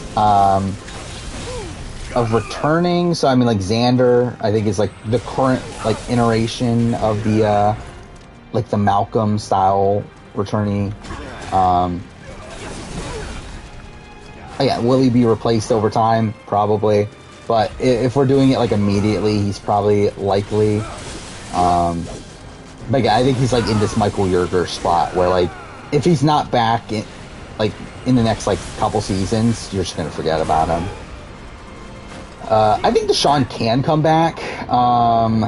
Like not like it's not a lock or anything though, but like there's definitely a chance. I think Mike is a pretty likely returning right now, but again, it's another one where like over time, I don't know. Romeo, I don't expect to see Romeo play Survivor again. Yeah, not like 0% chance, but like I would not expect him to be on like a second chance too. I believe he is still dating Andrea, right? At least as of like a month ago, I believe he was. So, good for him.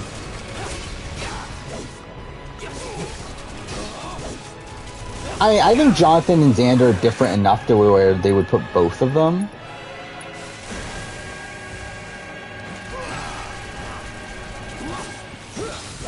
Where like Jonathan is more so like the James Clement style of returnee than he is like the Malcolm.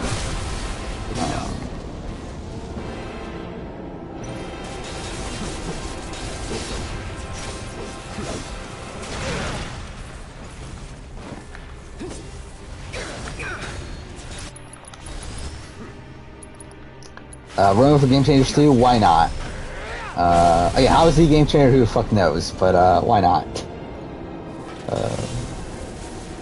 Bradley's best chance at a return? Pre-merge only.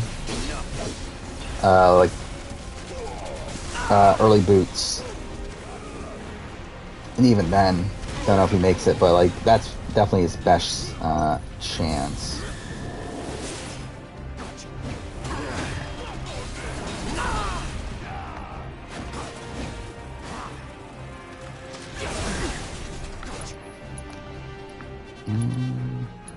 Brace yourself. Whoa, that is a lot of damage. Holy shit.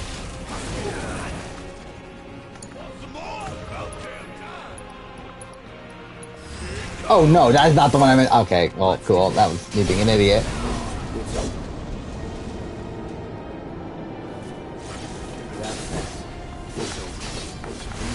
Yeah, I think like Bradley, I don't think there is a world where, like, even if you're doing like 6 people from Ghost Island, I don't know if Bradley's even in that. Especially because, like, at that point, like, again, like for a battle of the season sort of thing, it's like you need 3 guys. It's like Wendell and Dominic are like already like probably 2 of those guys, and then you have like Michael Yerger, you have like maybe a Chris Noble.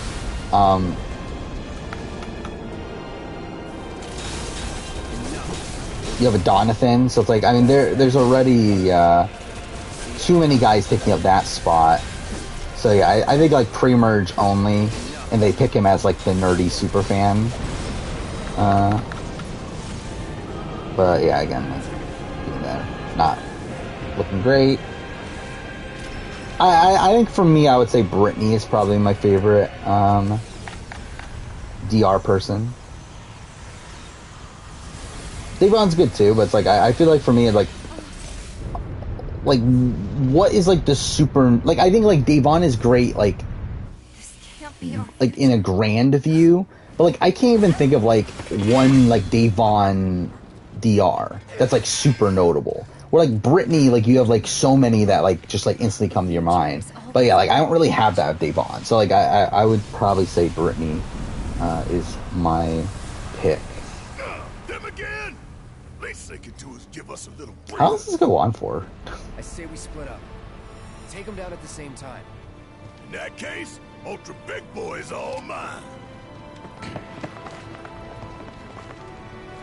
I would say Christian and Bradley are like slightly different archetype-wise, but yeah, like in terms of like nerd, like if we're talking about more general All-Star season, like I think that is a factor where Christian is a more likely returning than Bradley. Like I think Bradley is like I think Bradley's like, I don't know, I guess like a Sash. Like I think that's probably like more of a comparison to me, which like Jeff Probst hates Sash, and like I get the sense that he doesn't love Bradley either. But I think he's like more of like I guess like a Spencer before Spencer like became an underdog. I think that's more of what Bradley is. And like it's an archetype that Jeff Probst like notoriously doesn't like. That he doesn't like this like cocky know-it-all sort of guy.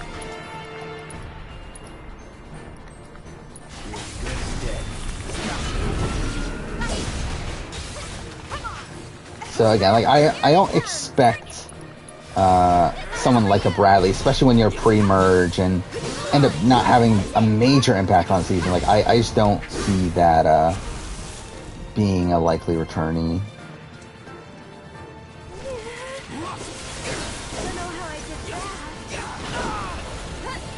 Oh yeah, Peter is probably also an archetype to a degree. Or like, not necessarily archetype, but like more so like the way that he's like comes off. But again, like Peter was in like Chance to Return immediately after the season.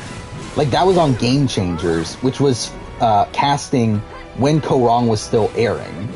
It's like Peter is not, from my understanding, like been in consideration beyond that. I think there's not many opportunities. It really only would have been 40 before it became Winter's War. But like I don't expect Peter to ever play Survivor again. And like I think Bradley's in that mold too. Where like again, if it was like 38 was a full-blown All-Star season, then like maybe Bradley would be in consideration. But now, I just think it's so unlikely.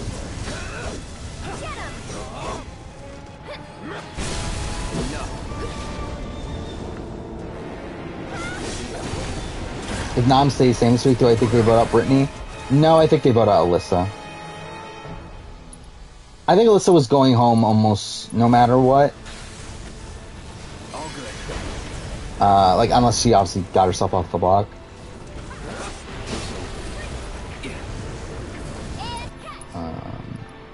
Or if Taylor had won the veto and then used it on Brittany and forced turn her up and then that sort of thing. But,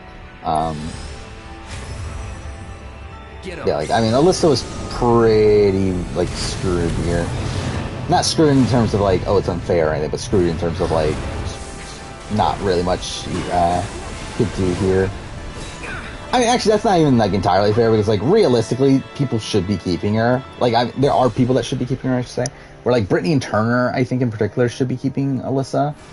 But they're not, because, I mean, Turner is Turner, and then Brittany, I don't think it's recognized that she needs Alyssa to have a slimmer of a chance to win the game.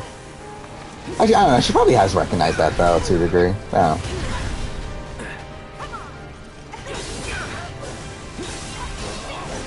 I think Monty, like, unless he changes his mind after the fact, I think Monty always intended on getting rid of Alyssa this week.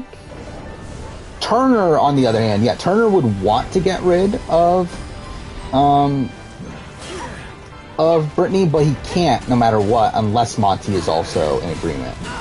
And like for Monty, he said this like at the very beginning of the week that he recognized that like getting rid of Alyssa is like best for his positioning, which it is.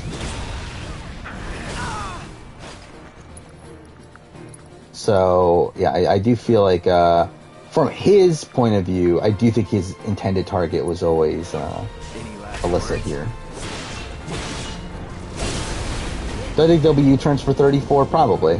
I'd be surprised if there's not, though. I mean, again, like 33 didn't, but like that was obviously like a weird season of COVID and everything, or like I guess like still mid-COVID, or I guess still probably not the best way to phrase it. But either way, like I still like with heavy restrictions. To where like now I think things are like a bit looser to where they should be able to like not worry about that sort of thing.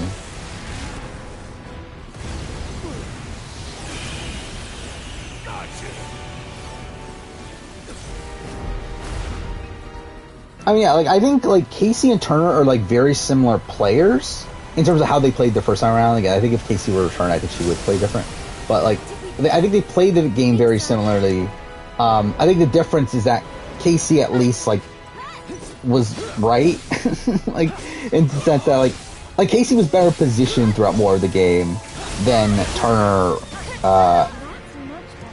is, because like again, like she still had like she was actually like right about Tyler being like fully loyal to him, or fully loyal to her, where like Turner doesn't even have that with like Monty, where like Monty's not even like fully loyal to Turner. I do think Monty will probably like I think he's willing to cut Turner. I don't know if he will, considering it's looking like the final three will be him, Turner, and Taylor. In that position, I do think he takes Turner over Taylor. I think, but even then, like he might take Taylor. To fair, I guess there were talks about that, right? So, but even then, like yeah, like I think the problem there is that like Turner is essentially Casey if Casey like didn't actually have Tyler's loyalty, and also like just like didn't have, well, like Tyler obviously had like a lot more control throughout the game, where like Turner's road's been a lot more rocky, because like the people he's like fully backed didn't necessarily have that full control.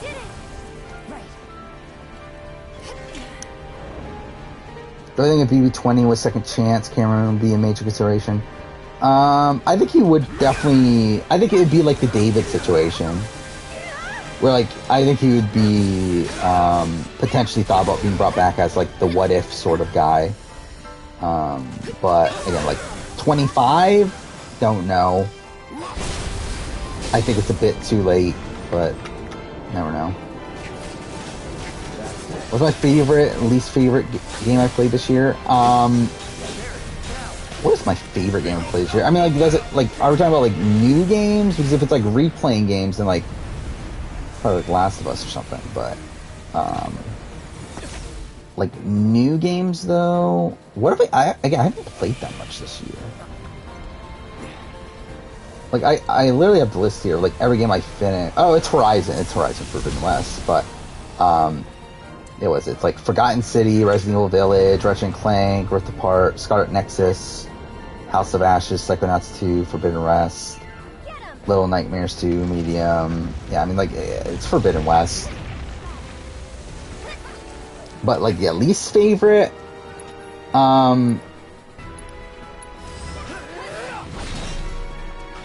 mean, like, I guess it will have to be, like, least favorite game that I actually gave, like, a legitimate chance to. Because, like, outside that, the answer's probably, like, something like, Balan Wonderworld, or, like, I don't know, something... What did I put at the bottom of my, Oh, it was just Dark Pictures, right? Which, that's not even that bad. It would be something, it would probably be something that I barely played, but, like, if we're talking about, like, a more realistic, answer, like, something that I played in its entirety, then, yeah, it's probably, like, House of Ashes, but again, even that's, like, not that bad.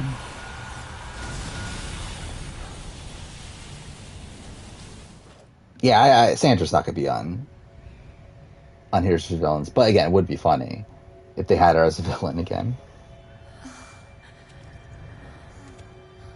Yeah, not replaying, yeah, like, Last of Us, I don't know if I'm gonna include Last of Us Part 1 in my, like, my ranking at the end of the year.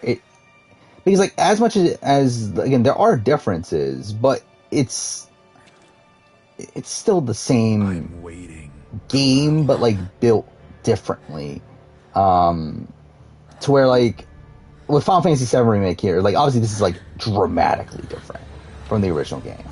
And you have, what was the other game? Resident Evil 2. Again, dramatically different. Even Resident Evil 3 Remake, dramatically different. But it's like this is essentially, like, more so the same game, to where, like, realistically, is it the best game I've played all year? Probably. But it's, like, it's obviously because it's, like, it's my favorite, like, debatably my favorite game of all time that came out, like, 10 years ago.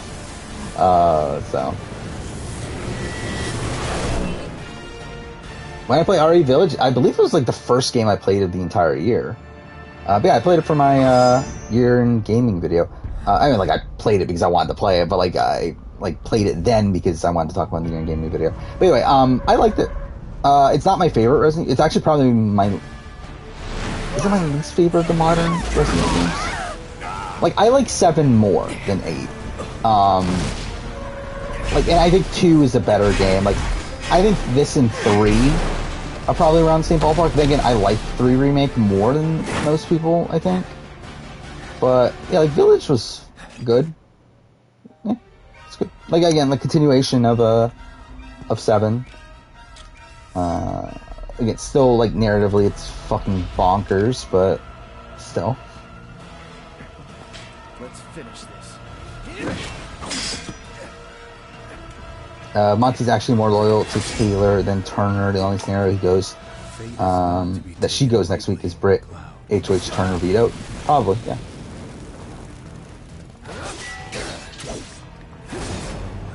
Like, realistically, like, next week, like, Taylor and Turner, like, should be pretty safe. Like, what did I say? Taylor and Turner? Taylor and Monty, sorry, should be relatively safe. Obviously, like, the danger spot for Monty is the fact that Turner wins HOH. If Turner wins HOH, then, like, Monty will be in danger if Brittany or Taylor win veto.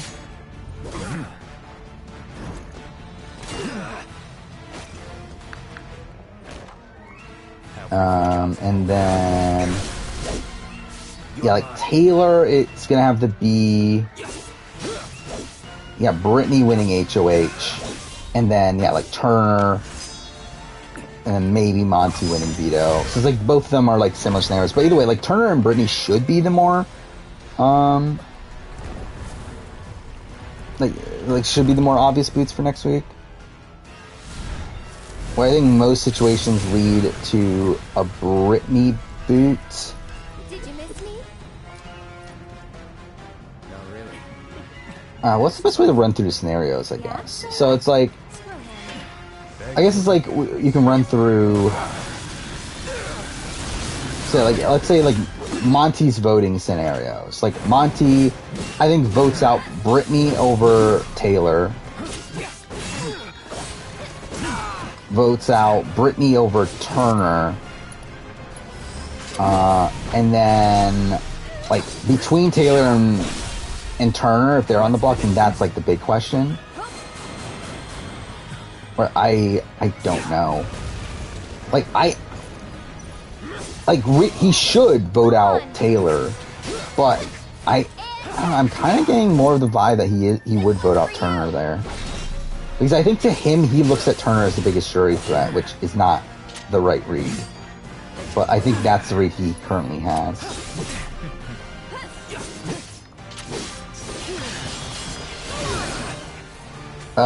Monty boots Taylor next round, he wins the game. Not necessarily. Because Brittany would vote him out at Final 3. And Brittany has now, like, proven herself to be, like, decent in competitions.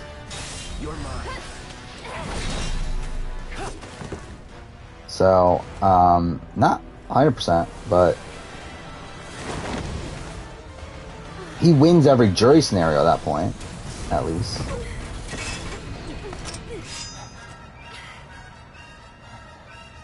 Why is Brittany being targeted? Because she's when she's least likely to win. Well, a lot of it is like her own, like she's playing really aggressively, and like I feel like it's gotten to the point where like Monty is like kind of overanalyze some of the things she's doing and thinking it's gameplay. But like that's a factor, and then also like I do think it's like just that Monty knows that Brittany's not gonna take him, and then Turner just does whatever Monty wants,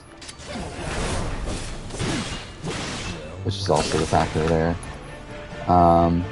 Because yeah, like Taylor's not targeting Brittany. Mind you, she does have a Final 3 with the guys just as a backup, but like she's not targeting Brittany.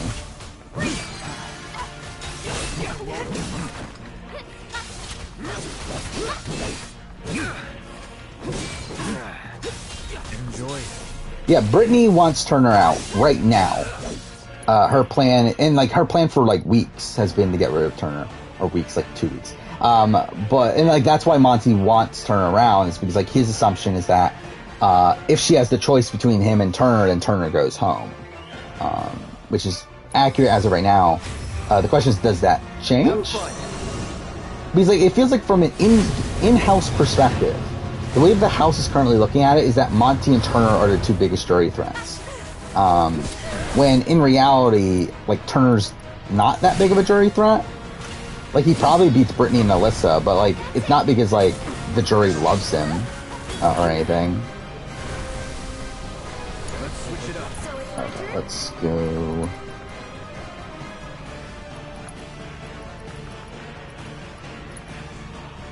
Wait, which one is it that? Oh, it's this one. Stay strong, okay? All set. My turn.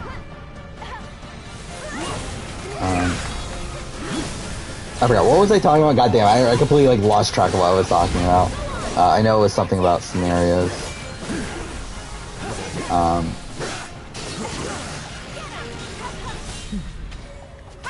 Anyway, where Taylor rank on player ranking if she wins? Like in terms of like for the season, like debatably, I mean, like we'll have to see how she wins necessarily. Like is it her like actually going to have Turner and Monty and then winning final HOH and still taking Monty and then wins there? Like that would not be great for a player ranking. Because it would be like one lucky that she wins final HOH in a position where she was probably going home in any other scenario. And then also taking the bigger jury threat to the end.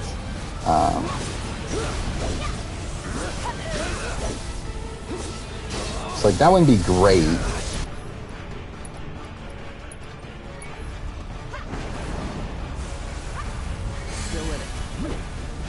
But I don't know. Like I mean, like like I don't know where the player ranking really goes from here, if I'm being honest. Where like right now I have Michael 1, Kyle 2 out of the boots so far. I don't know where this top. Like I feel like Alyssa is probably still gonna land. Oh, I won. I didn't realize I finished. Whatever.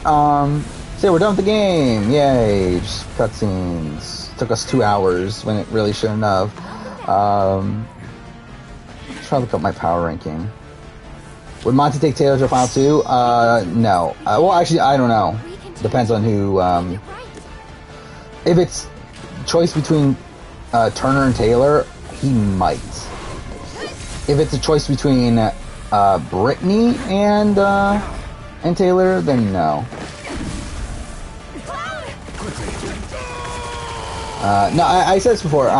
So again, this will probably end up being a short stream. We're not going to end right now, but like I think probably within 30 minutes or so, we'll probably end just because I do have to be up early tomorrow. I feel like with us being at the end of this game anyway, it's kind of just like perfect anyway. So again, probably going to be a shorter stream today. And yeah, next time we'll start a Plague Tale. Plague Tale Innocence. So we'll see how that goes. I forgot. I actually forgot that. Like typically, like for Survivor premieres and stuff, I like to not play a new game or anything. I usually like to do free roam and stuff. But like, I don't know what game there is for me to free roam at this point. So like, even last time when I was playing Forbidden West, I was just kind of bored by the end of it. So I don't know. I think I might just not do that this time. We'll see. Careful now. Because like the other plan, like I would love to do like just do random shit in part 1, the remake, Last of Us Part 1. But I think the problem there is that like I feel like that would take too much of my focus. So like I don't know, we'll probably just like continue playing whatever we're playing. Will become a part of it one day, but I will not end. Nor will I have you end. This is... Turn reminds you of BB18 poll. It's not as active, but I think there's some comparisons. Lend me your strength. Let us defy. Hey, this is a great scene, knowing what's going on here. Is Sporgo reliable? Yes and no. Mostly no, but they do seem to have a source this season. I think for things that are like factually, like things that you can prove, then I would say yes. But like things about like DR and that sort of thing, no.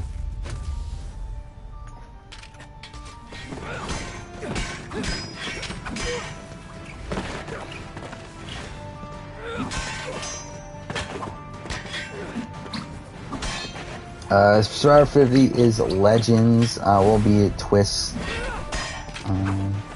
Will there be a twist to get people back into the game? Probably not. Especially if we're keeping the current format of 26 days. I think there's not going to be enough time. Not yet. Trying to remind you of a better version of McRae. Is he that much better? Get around the same. Till the end. Time enough for you, perhaps.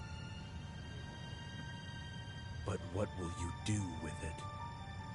Let's see. It's so ominous. If Kevin Jacobs wins, BB can All-Stars the all-time best Big Brother player? Probably.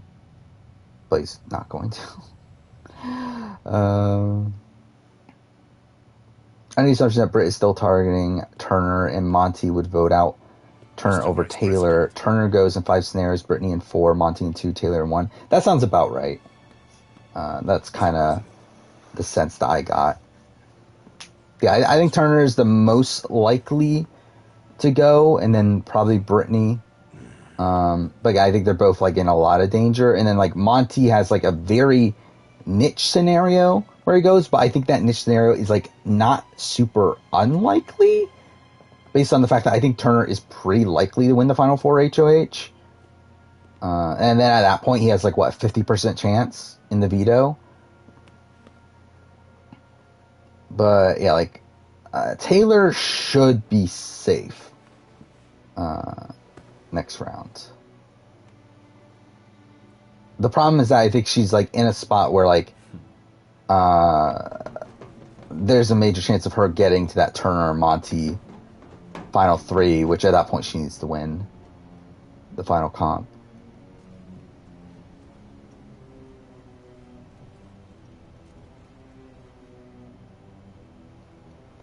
What was Tiffany saying? I'm assuming it's pro Taylor stuff, right? Yeah, just talking about. Yeah, again.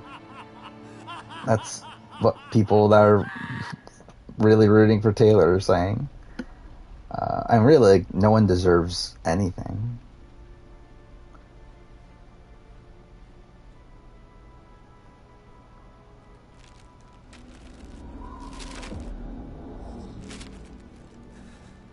It is so funny reading comments on Twitter, though.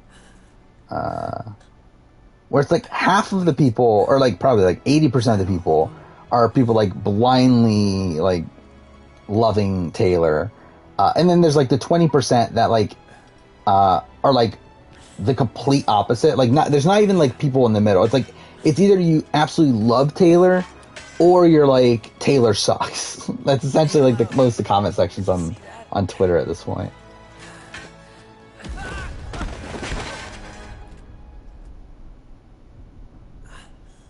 Do I think any type of returnee twist is dead? Any type of returnee twist. Like I think 26 days. Like I don't know how they're gonna do 20-person seasons at this point with 26 days. Like that's just not enough time. But I also don't think they'll actually go back to 39. So I don't know if that means that, like, it's either that, okay, maybe they add in, like, an extra, like, 3 days. Or they reduce the cast to 18, which is, like, could happen, but it seems weird for an All-Star season, considering we haven't had one since All-Stars, and even then 18 people was, like, an increase there. So... Edge of Extinction, I think, is done with this current format. There's just not enough time. Immunity Island is still in play. Like, I think, because, like, that's not too different from Shipwheel. But,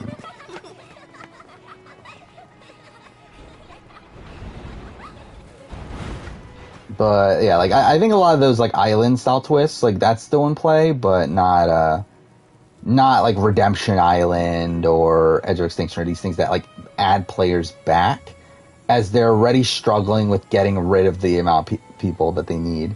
Where again, we're already at the spot where we have 2 double eliminations. So I don't think they want to bring back more people. Like double eliminations and also one in like multiple 1 episode or 1 day rounds. So, yeah, it's like they're not dying to bring people back into the game.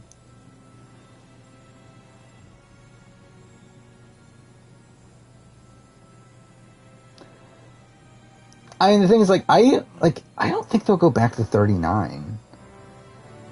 Like, I just think from a production standpoint, like, one, it's obviously cheaper, but also I think they've, like, accommodated the budget for that, to where, like, unless it's, like, CBS that's, like, hey, you gotta go back to 39 for some reason. I don't expect them to go back to 39. Daddy?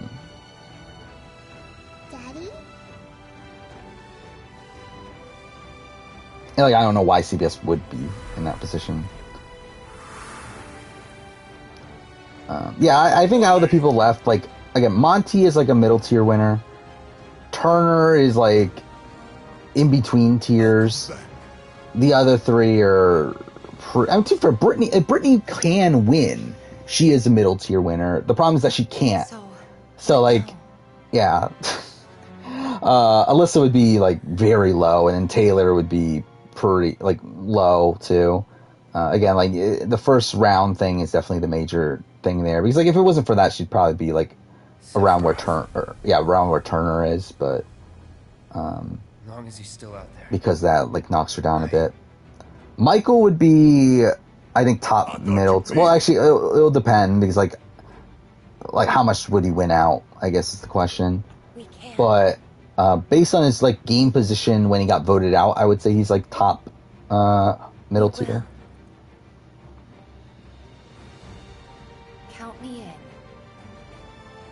to be a hunt. You could use. Yeah, I will say, like, again, like, I don't love Taylor as a player. I mean, like, there's like points where she's playing well. Bastard wants to destroy Like, I think last week she played pretty well. an enemy of hers is an enemy of Avalanche. And like, I think at this point, again, like, it is looking likely that she could win.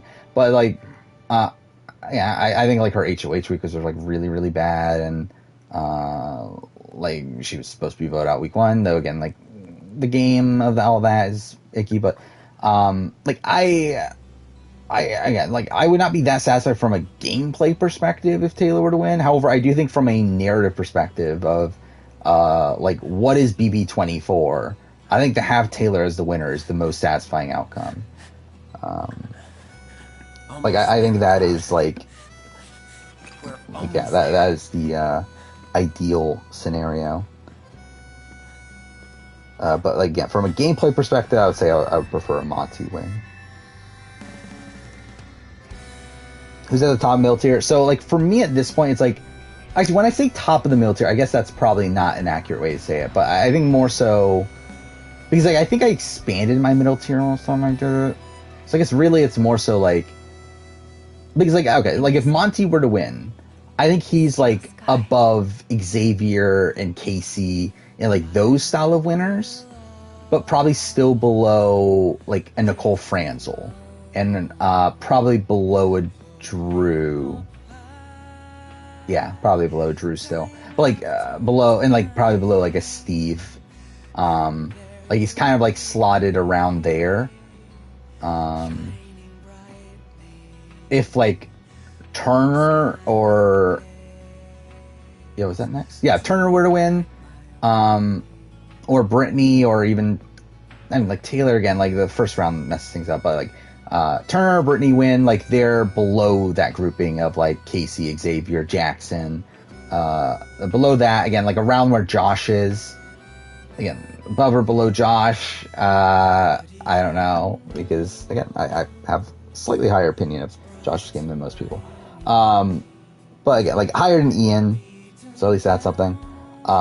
Taylor, I think is the like again, like it would be there if it wasn't for the fact that we had the first round, which at that point, I don't know. Does that put her where like Dick, Jordan, or Dick, Rachel are like between Rachel and Jordan, that sort of thing? I don't know. And then Alyssa would just, yeah, she would just be there. Who's down there? I don't remember anymore. Who's at the bottom of my Big Brother winner ranking? Like outside of that group, I mean, like I guess like Alyssa, like is Alyssa below Jordan? Like I don't think that's out of the realm of possibility that she's below Jordan. Oh, I forgot. I had Rachel above Jordan. I forgot about that. Yeah, so I'm looking at my... Okay, yeah. So, yeah, for sure Alyssa would be... To be fair, I mean, some of these placements would change nowadays. Yeah, some of these placements would for sure change nowadays. Like, Will and Lisa would probably be lower.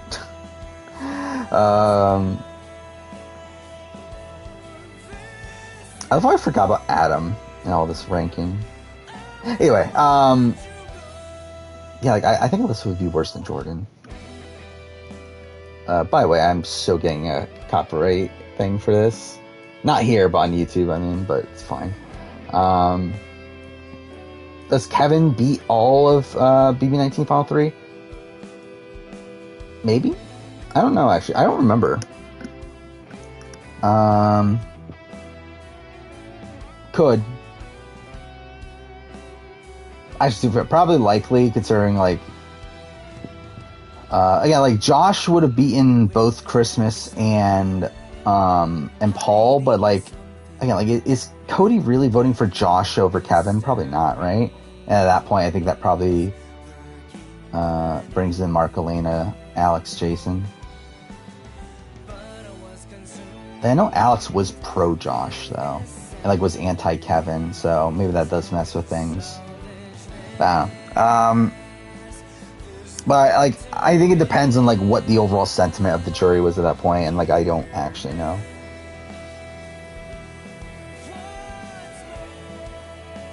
Party, like for me, Party is like a question mark. Of does she go home first round? It doesn't seem like she would, or at least it would have been like a tie. At worst, like it's not like a foregone conclusion that Party would have been the first boot. To the point where, like, again, like Taylor was actually like about to be voted out. Like where like it was literally going to be a unanimous vote against Taylor, and the eviction gets canceled. And then also again, like there was going to be the backstage boss twist where she would have survived anyway, but again, that's her being saved by a twist. I don't expect Challenge Australia to be like, from what I understand, these Challenge International seasons are still being made by the Challenge production team. So I think they're going to be more so produced in the way that the Challenge, just in general, is not specific to each country, but you never know. Will Drea make a return? I think she's somewhat likely right now.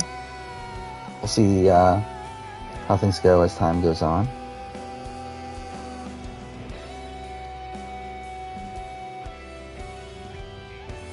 Yeah, I mean, Alex thought Raven was the threat.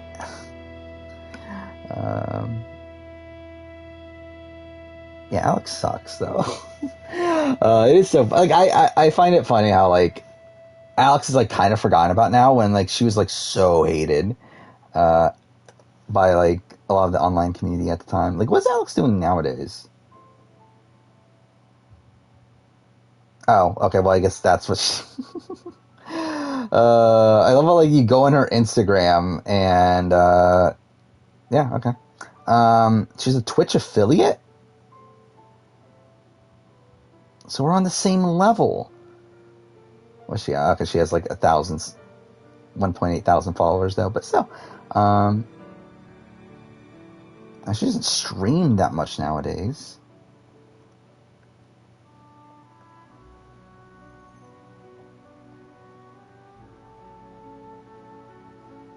Just finished watching Idled Out's cast assessment. He picked Janine? I mean, I don't know about that. I feel worse about Janine more and more time goes on. Like, I just get so much, like Sarah Wilson / like, I don't even know who else. I'm gonna get, like, who is the other person? Like, Allie Elliott style vibes, like that sort of, like, I think she's gonna be an early boot. But yeah, I don't feel great about Janine.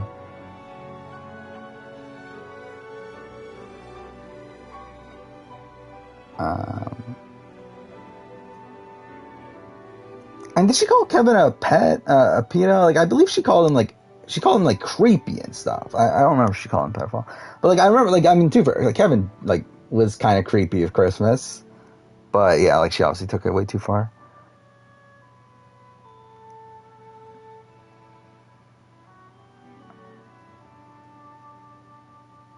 Fuck her for voting out Cameron. Why not?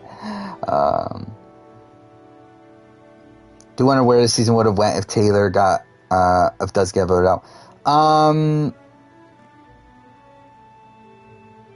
No, I don't. I think the same kind of happened. Oh, I mean, I guess it's like, where did the numbers play out? Like, I think the leftovers happen anyway.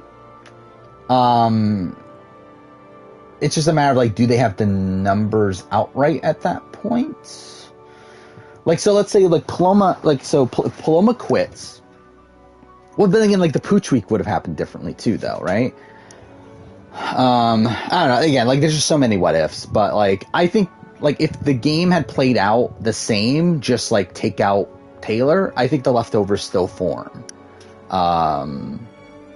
Or at least I think, like, Alyssa still leaks to Kyle about the information about the girls and old school, and then Kyle gets paranoid and creates the leftovers and, like, all that stuff. Like, I think all that still happens. Like, Taylor had nothing to do with any of that. And then, again, that's something I talk about in the review too. But like, as much as like the show tries to portray like, oh, the reason the leftovers got together was because of the treatment of Taylor. It's like, that's not what happened. Like, they were coming together before that.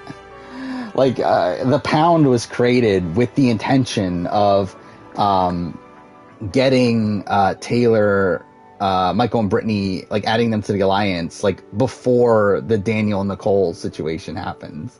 Like, it literally had nothing. Like, it was really like they were able to utilize the Taylor situation to like hide their alliance, but like that, like the Taylor situation had like nothing to do with the actual formation of the alliance. Outside of them thinking that, oh, everyone hates Taylor, so I guess we can pick up Taylor as a number. But yeah.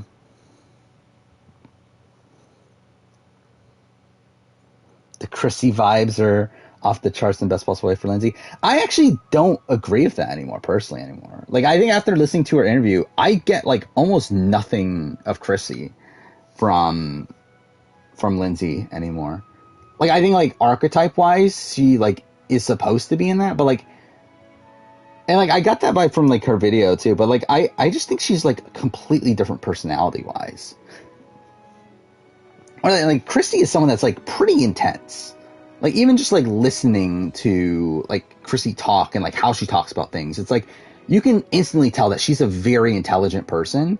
And I think that is something that's always going to stick in your mind about Chrissy. Where like I feel like with Lindsay, she just seems like a normal person. To where like I have a lot more faith in Lindsay at this point. To where like I maybe would have picked Lindsay as my winner pick at this point if I were to do the video now. 40-somethings versus 20-somethings on Hell's Kitchen? Like, why? What was the season of reality television that at first I said I don't care, but wound up loving it? I don't know, like San Juan del Sur, maybe? I don't know, like, what's the season that had, like, a really shit, like, start, but then, like, ends up being really great? Like, to a degree this season, but, like, not really. I don't know. I'm still conflicted on what I really feel about the season, because it's like... it's like, on paper, this is, like, an all-time great season. Like, we're looking at, like, week to week and, like, the events of the season, like, things that happen. It's like, this should be an all-time great season, but, like, I just don't feel that way, though. Like, this isn't, like, a BB Can 10, where, like, when that was happening, I was like, oh my god, this is, like, one of the best seasons ever. It's like, I'm not feeling that this season. Like, despite it should be. Again, like, we're looking at, like all the things that have happened. Like, there's, like, really interesting stuff to talk about every week. Again, like, I've been working on the review. I'm fucking an hour into the video, and I'm only, like, just started the post-jury phase. It's like, there's a lot of shit to talk about, but, I don't know. I'm still not really, like, feeling, and I think a lot of that comes from the fact that I think we are lacking, like, a good player on this season. And through that, I think it's kind of like in the BB Can 9 of it all. But like even then, I felt like BB Can 9 was still like a lot more fun to me. And maybe it's because like there is like obviously the Cookout 2.0 part of it, and I guess like also like the amount of like I guess like the bullying of Taylor and like all that stuff. Like there's like other like ickier things that are happening that have kind of like sapped away the fun of it from like the way that BB Can 9 came off. Yeah, it's like BB Can 9, but like, yeah, like with a shitty cast. I guess. But I think like that shitty cast like made me like not really care, despite like it should be something that I care about. And like I don't think it's necessarily lacking entertaining personalities per se. It's just that I think all the entertaining people are like the unlikable people. Where you have like a Jasmine, who is like not likable, but like did bring a lot of humor to the show. I think Daniel and Nicole, again, very frustrating people, but like were like fantastic like TV in terms of their downfall and everything. Daniel in particular, I think is like probably again like Daniel's not a great person, I guess, but incredible like downfall and incredible like a lot of like humor like coming from him in terms of like his delusions and everything. But yeah, I don't know, again, like I feel like on this season, like to me, the two players that had the most influence on the game are Kyle, who was a messy player in his own right, and then also has the Cookout 2.0 stuff around him. And then you have Michael, who like I guess also kind of has the Kyle stuff surrounding him. But I don't know. I don't know how to feel about this season. And like also like him, like the mismanagement of his threat level and everything. Though again, I feel like him breaking, or like at least tying the comp record and then breaking the veto record, at least like adds something to that. But I don't know if this is a bottom tier season. I think it's probably above a bottom tier season for me at this point. But I think it's like probably, you know, like bottom mid tier. I don't know. What was my season ranking? But like, I mean, I think it's above 22. It's above 23. It's probably above 21. Yeah, I mean, I think like since 19, I think this is the second best season. But it's like a season that should be like more than that, but it isn't for some reason. Yeah, like I would have it above like 16. It's probably above like, I think like when we're getting to like BB9, it's like I just have like so much of a personal attachment to like BB9 that I don't know if I would go above BB9 personally, but yeah, like I think technically it's better than BB9, but yeah. Survivor Spencer has made another video.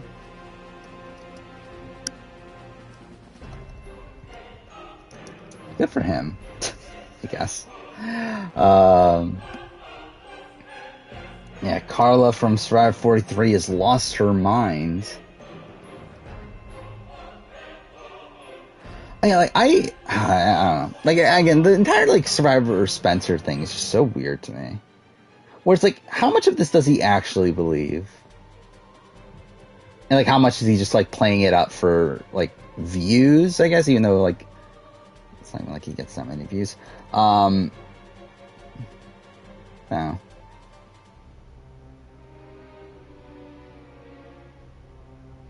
Actually, I'm looking at like, so his original videos were actually just like season ranking things. Oh, I forgot, he's the one that did the fucking iceberg video. I completely forgot about that. Actually, I thought about doing that. I did want to do that at some point, but I'm probably not going to at this point. Doing a video explaining the Survivor iceberg.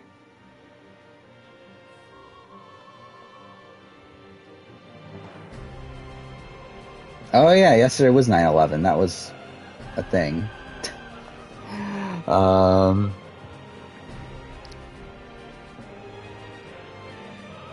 But I think Survivor Spencer's account will eventually get taken down. Probably not. I don't think he's big enough to where YouTube gives a shit about him. Not saying I am. Like, I wouldn't, like, they don't give a shit about me either. But, yeah, like, I don't think they care about Survivor Spencer.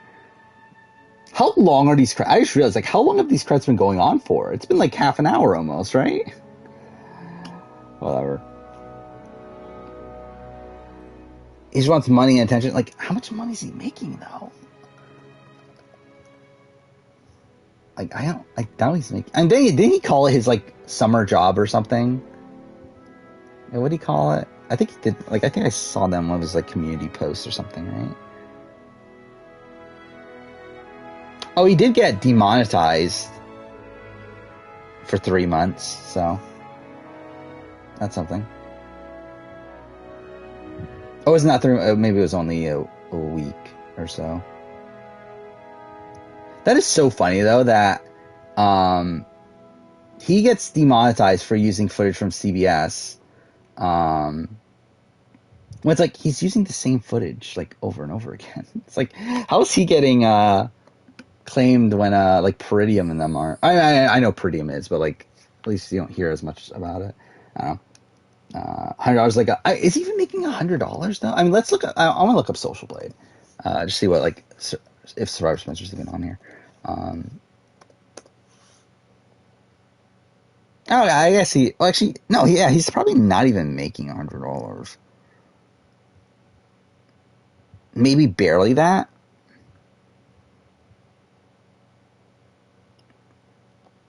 I don't know.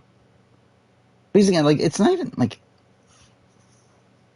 his videos do that well. It doesn't seem like his recent videos like barely get 1,000, if that. So, yeah, I mean, I don't think he's making that much money. But yeah, whatever. You're in kindergarten during 9/11. I don't even remember where I was during 9/11. I think I was on a cruise, right? Was that what it was? I think I just got back from like a family cruise, or family vacation on a cruise. Whatever. And like I think that's when I heard about it. But like, I was a kid. I don't remember much.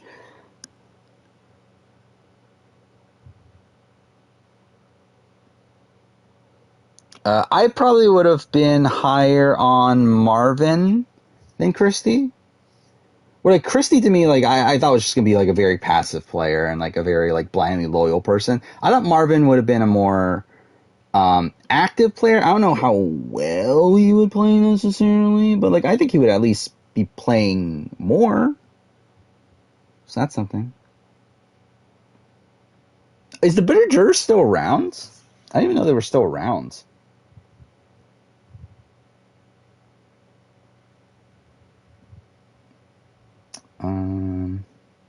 There we go, Bitter Jurors. Oh, they don't even have 1,000 subs. Yeah, they haven't made a video in like 4 months. Well, I guess to be fair, that's probably when 42 ended. So maybe be back. I find it weird, like these channels that like just show up for like when the show is airing and then disappear afterwards. Like what is TV Talks with Tom? That's what they're yeah. Like he's like there just when Big Brother's happening and then like just disappears when Big Brother isn't happening. I do find that kind of funny. It's like just blatantly like, oh, I want to make my money and then I'm just going to leave and then not make content at any time outside of when I can do it for money, essentially. I heard about Corey's boxing thing. I haven't seen anything of it, though. I seen like his wife like supposedly defended him or something like that, but like I haven't like seen the actual fight or anything. What is the best non-Survivor or Big Brother English language season reality TV? Amazing Race 5? Oh, wait, no, Genius. It's Genius. Like every season, the Genius. Is probably the answer, right? But I think Amazing Race 5's up there, too. And I don't know, what other shows are there? Like, no Circle.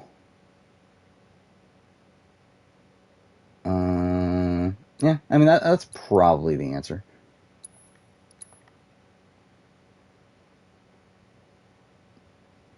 Alright, so we're done with that. It took us, what, 30 hours, over 30 hours to finish the game? Fuck me.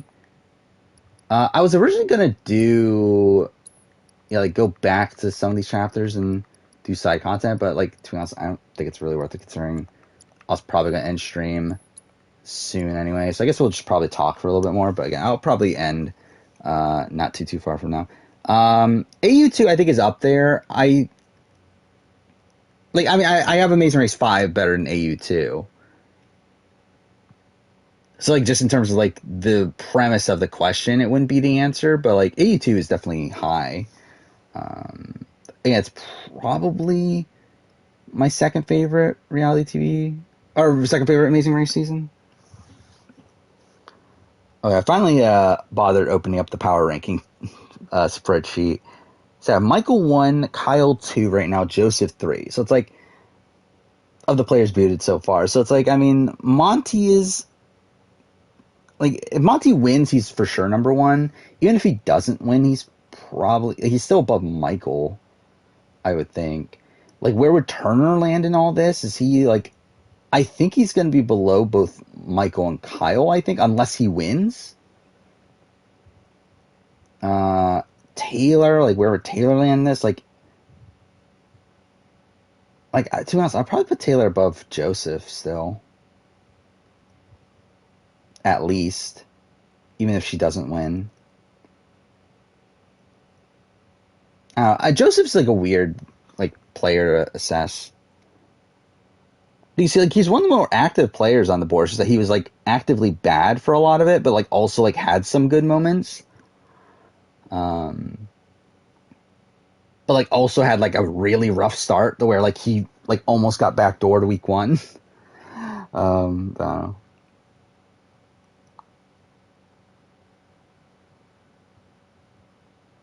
If I were to guess the top 25 season reality, I mean, again, it matters how I structure, like, the rules I make around it, which I haven't, like, solidified, but I'm expecting, like, whatever number it is, there's going to be that number of Big Brother seasons, that number of Survivor seasons. Like, BB can 5, 10, and maybe 9 and 2 would make it. I don't know what AU season would Survivor AU make it? SA9, SA8, SA6, maybe SA5, depending on the rules, make it.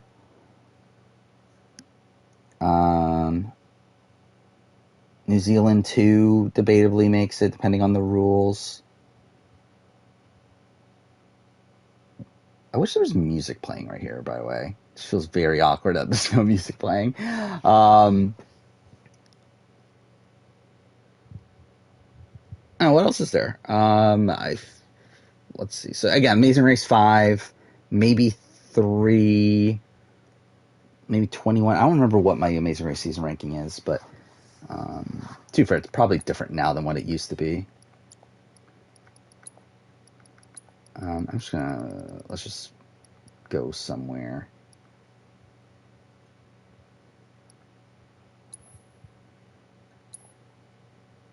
I don't know if that's actually where I wanted to go. Whatever. Oh, yeah, I forgot about challenge. Yeah, duel, rivals, and the other one, free agents are probably in there. I think that's over 25 seasons already. And again, I meant Genius seasons are going to be there. So, which of these players is the best strategist?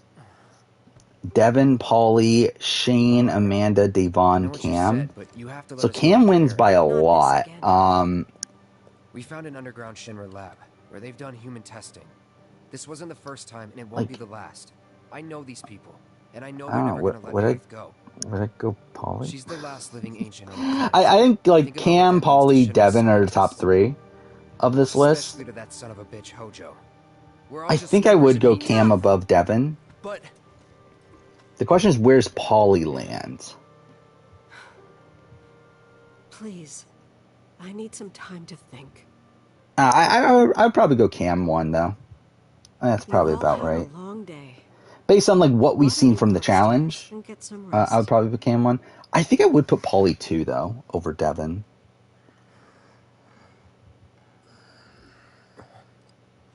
Then, like, strategically, I never really thought, like, Amanda was that good, or Devon even was, like, that great strategically. Why am I even bothering watching this? I don't even know why I'm watching this.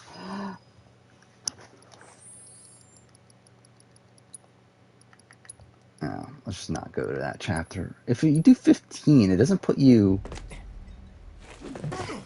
It's like after things start. Actually, that's really annoying. So if you wanted to just do the side content, you would have to replay all of 14 again. Not that either. God damn it.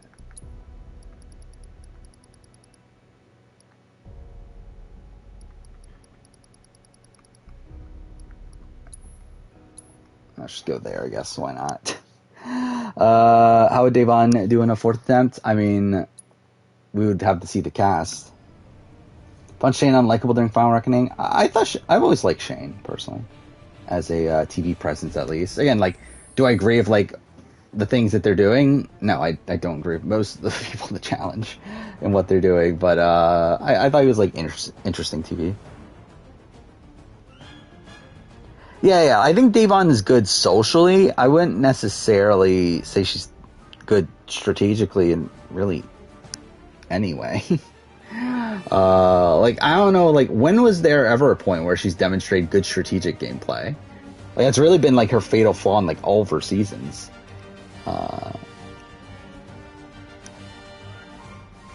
Brittany above Kyle, I don't know. We'll have to see. Like, if she's booted in 4th place, probably not. And if she's in a position where she like, wins out and that sort of thing, like, probably not either.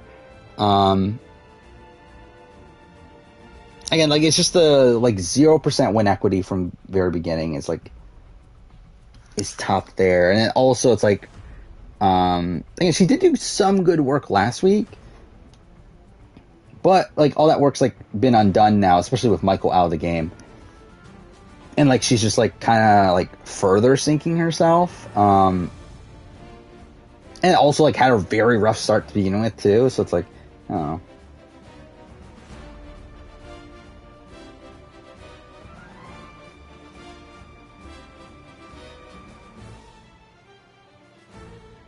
I feel like BB18 was probably her best game. Yeah. I think early BB22 wasn't bad. Like, I guess, I'm trying to remember, actually. Like, I know there was a point where she had the alliance with, like, Cody and Enzo, and, like, Cody, Enzo, Bailey, Tyler, was that the alliance? But, I mean, there was a point where she was, like, well-positioned, and then, no. Well.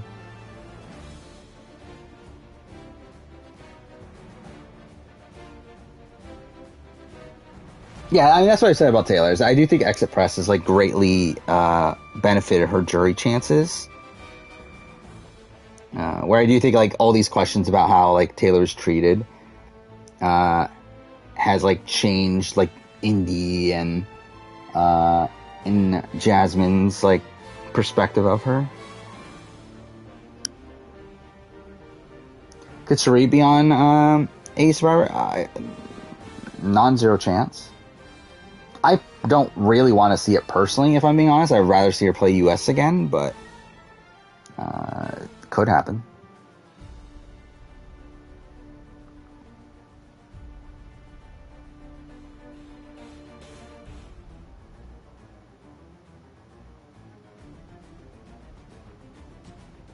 I mean, Alyssa's always been defending Taylor, though. Like, even back in week 1, like, Alyssa, like, despite her, like, initially agreeing with Paloma, like, she was, like, the first one to say, like, wait, are we, like, going too far with this? Or, like, she was, like, the first one, like, to defend Taylor out of the, like, people that were, like, initially bashing her.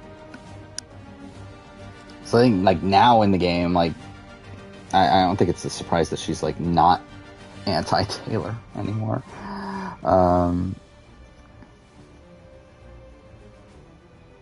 I mean, yeah. Again, I think Ashley would have done stolen the money anyway from Hunter, but again, it was a good excuse to do it. But yeah, again, I think we'll probably just call it a night at this point. To be honest, I went further than I thought I would. I didn't even think we would get near, like, I guess we're not really near 3 hours, but we're at 2:43 either way. Again, I have to be up at, like, really, like, not that early, but like 9 o'clock. But, like, that's early for me. So, yeah. I don't want to, like, stay up till, like, 4 or 5, like I have been doing the last few nights I've streamed. But, yeah, we'll be back on Wednesday. I'm trying to think. Is there... Probably not any chance of a more impromptu stream. I will say, like, at the end of this week, maybe we could do an extra stream. We'll see. Because, like, I'm still in the process of getting caught up on Big Brother. I'm about halfway through the editing of the BB24 review of what we have so far. And after I wanted to edit the China, Russian, Asia videos. I also wanted to make the Last of Us video. Actually, now I think about it, I can't do it. Yeah, I can't do it at the end of the week because Challenge USA. But anyway, I don't know. Like, moving forward, I should have a bit more free time. Then, like, maybe I'll do an extra stream a bit more often. But we'll see. But yeah, like, probably not back until Wednesday at this point.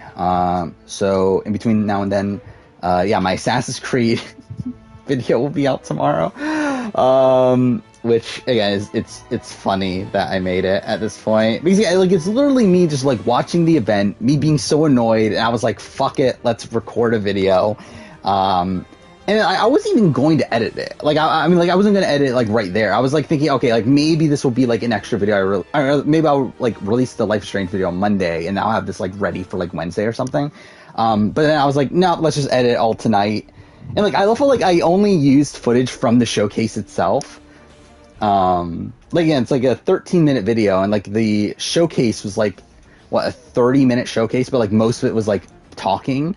And, like, somehow I filled up the entire video with just footage of the showcase, which is fine. Like, I literally, like, slowed down the fucking Hexa trailer or whatever, to, like, 30% speed to be able to, like, fill out the entire time that I was talking about it. So, yeah, again, it's a shit video, but still, it's funny that, I just made it out of the blue. So, I'm the post-merge ranking, I mean, yeah.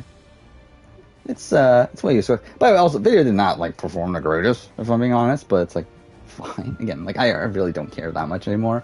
But I actually performed worse than the pre-merge ranking, by a bit. It's actually performing, like, weirdly, though, it's actually performing better than the 43 cast assessment. Mind you, I think that'll change, because the 43 cast assessment's still doing, like, consistent views now, where, like, I think that video will probably die off, but yeah, I mean, yeah, didn't perform the greatest, but it is what it is. Anyway, yeah, again, we'll be back on Wednesday. We'll have more Big Brother. Challenge USA oh, fuck, I forgot what the finale's that day, too. So we might not start streaming until a little bit later, because the finale ends at 11, so maybe like 11:15. I'm too far, I've been streaming at 11:15 recently anyway. So maybe even later than that then. Who the fuck knows? But, yeah.